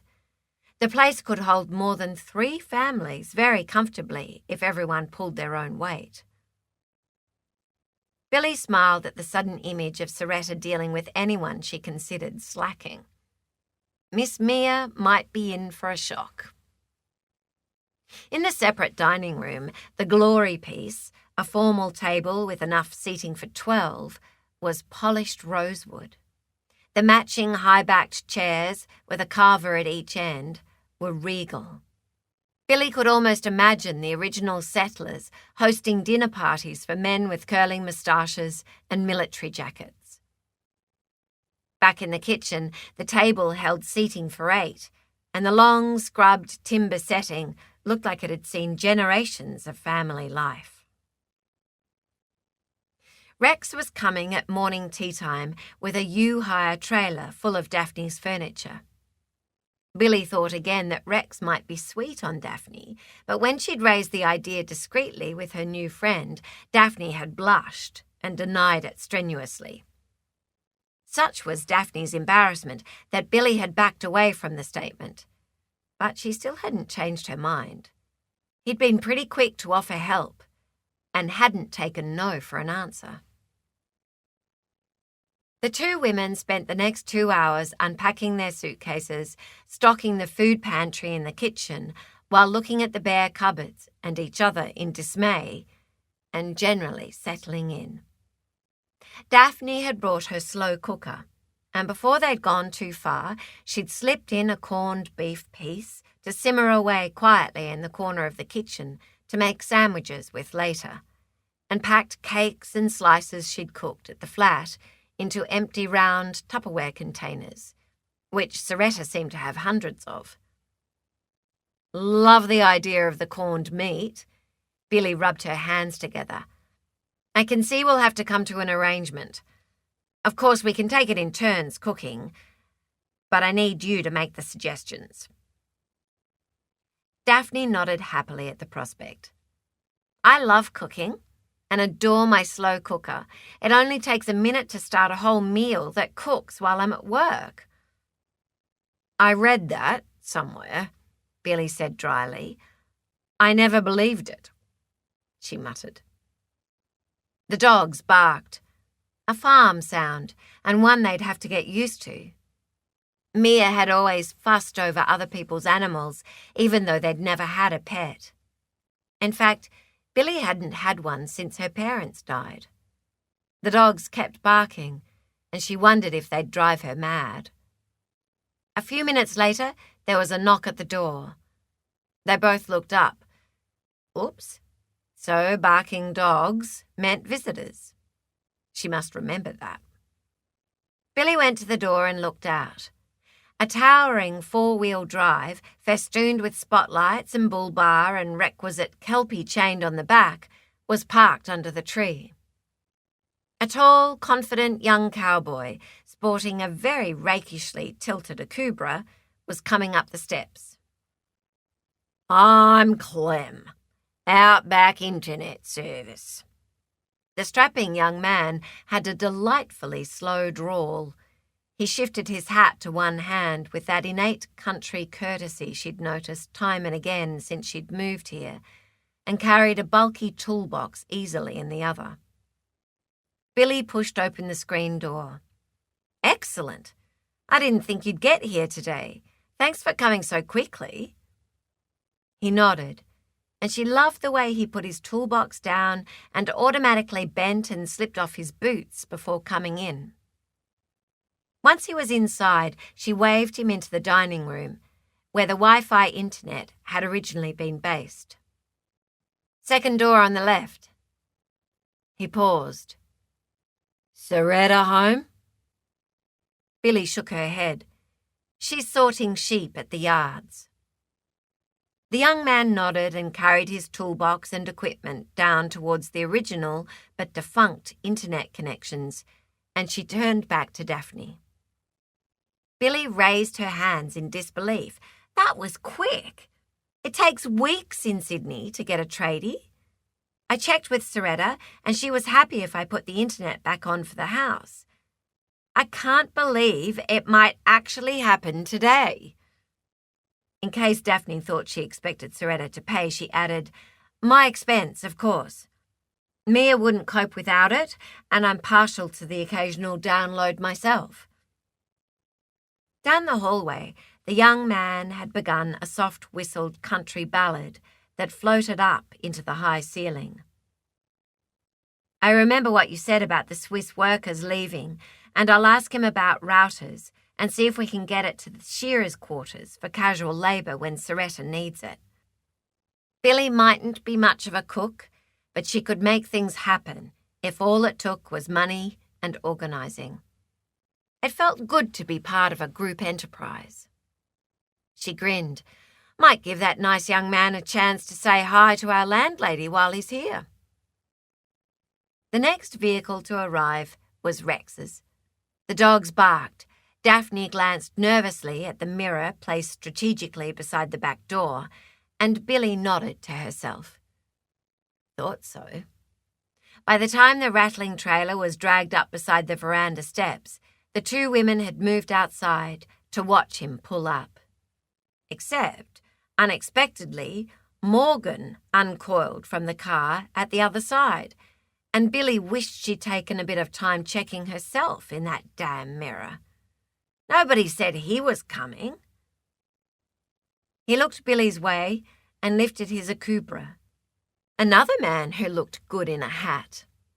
Apparently she was starting to develop a fetish for cowboys. Didn't know you were coming, Morgan.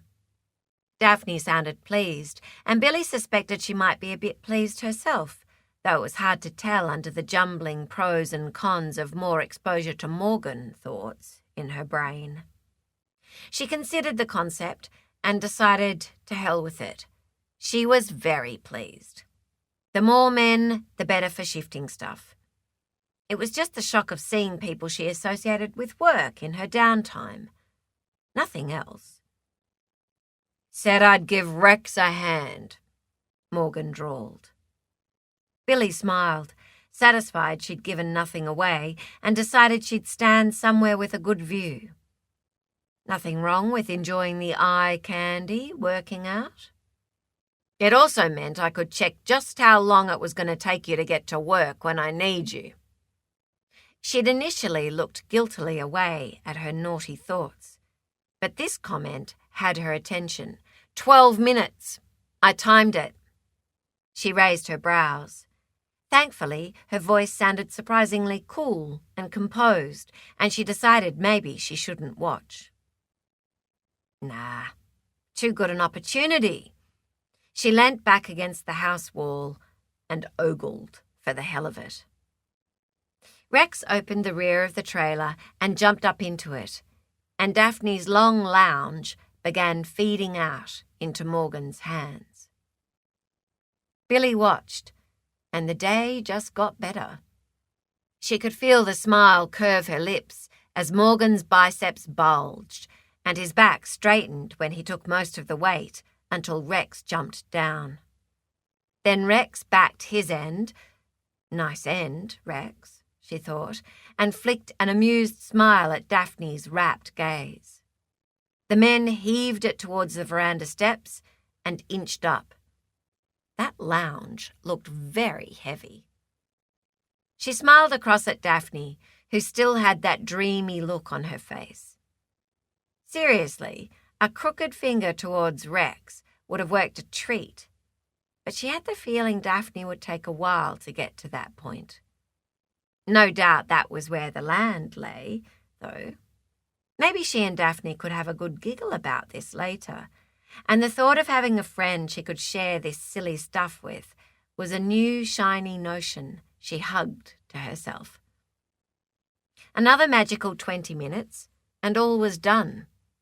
It was very short work, as the two well-muscled men easily set Daphne's lounge and chairs and solid coffee table in her sitting room, then rearranged the remaining furniture good-naturedly for the third time. It was a novel experience to see how extra muscles could make house shuffling a breeze. Then it was over, and suddenly the kitchen was a whole lot smaller as everyone sat down. Morgan sat next to Billy, his big frame encroaching on her space. His muscled leg grazed hers and gave off heat from his exertion, and far from repelling her, she actually enjoyed the subtle briny scent as he reached for a plate of sandwiches. Daphne, of course, had produced a feast, including scones and cream, and presided over the big pot of tea with a beatific expression on her face. Someone was having fun. Billy wished Soretta was here, because it felt very strange to host a tea party in someone else's house, and it might have distracted her from the man beside her to see Soretta in action when there was company. Daphne had sent a plate of scones with that nice young internet man over to the shearing sheds to share. He said he'd worked here once before and knew where they were located and would check out the best way of setting up Wi-Fi over there. Morgan's leg shifted against hers again, and Billy almost rubbed back, but instead she inched her foot away slightly. In desperation to stay centred, she clutched at the idea that this was her home, for a while at least. These were her people, and how she felt more settled since moving here than she had for a long time. The concept gelled into conviction. She concentrated on the reality of waking up here tomorrow, and the next day, and the next, out on the land, distanced, and not just by time, from the past. The concept of freedom from worry about what Mia was getting up to brought a joy to her heart and a smile to her face that she hadn't expected. Suddenly, everything was easy. She turned to Morgan. Unconsciously, she shared the new lightness she could feel expanding inside her. "Thanks so much for helping us settle in and for moving the furniture." His eyes widened as she blasted him with her newfound happiness, and he looked startled for a moment. This was the most expressive she'd seen him since meeting him. "And thank you," he said gravely. She looked around the table and then back at him, then cocked an eyebrow, confused now. "What for?" The smile. "That wasn't yours," she said without thinking, then blushed. Cripes. She sounded like an ungrateful wretch. I mean, she drew a breath. "You're welcome," and reached across for a scone she didn't want, to give her hands something to do. Soretta drove back for lunch to see how the tenants were going and saw the car and trailer turning out of her gate and onto the road. Apparently, she'd just missed the furniture arriving. It had been kind of Daphne to send scones across with Clem and to sort the internet over there too, which would help enormously with keeping transient staff. The sun glinted off the new satellite dish on the roof of the homestead, and a small portion of the weight around her shoulders lifted. Another bonus. Klaus was pleased at the idea because he had a girlfriend in Germany, and she wasn't happy with his email silence. And the new satellite dish would make it easier to get the ear tagging and mustering done like they used to, when they could entice staff for heavy workload days. She leapt lightly up the steps onto the veranda, and when she walked into the house, the aroma of cooked meat moistened her taste buds. And suddenly, ridiculously, she felt like crying. It was like her grandmother was here again, which was stupid because neither of the smiling women were her gran, but still she felt a warmth she hadn't sensed for 2 years, and she had to blink several times and hope nobody would notice. She needed to remember that these women, one of whom she barely knew, and the other she'd only known for a short time, weren't here forever. But it was nice to have feminine company again. Almost as if the homestead felt welcoming, instead of a guilty burden she'd shouldered as she'd tried to shield her grandfather from their loss. And maybe now it would be less responsibility to maintain the house the way her gran had liked. That load would lighten, And it would all happen while she'd be doing what she needed and loved to do. Work out on the land.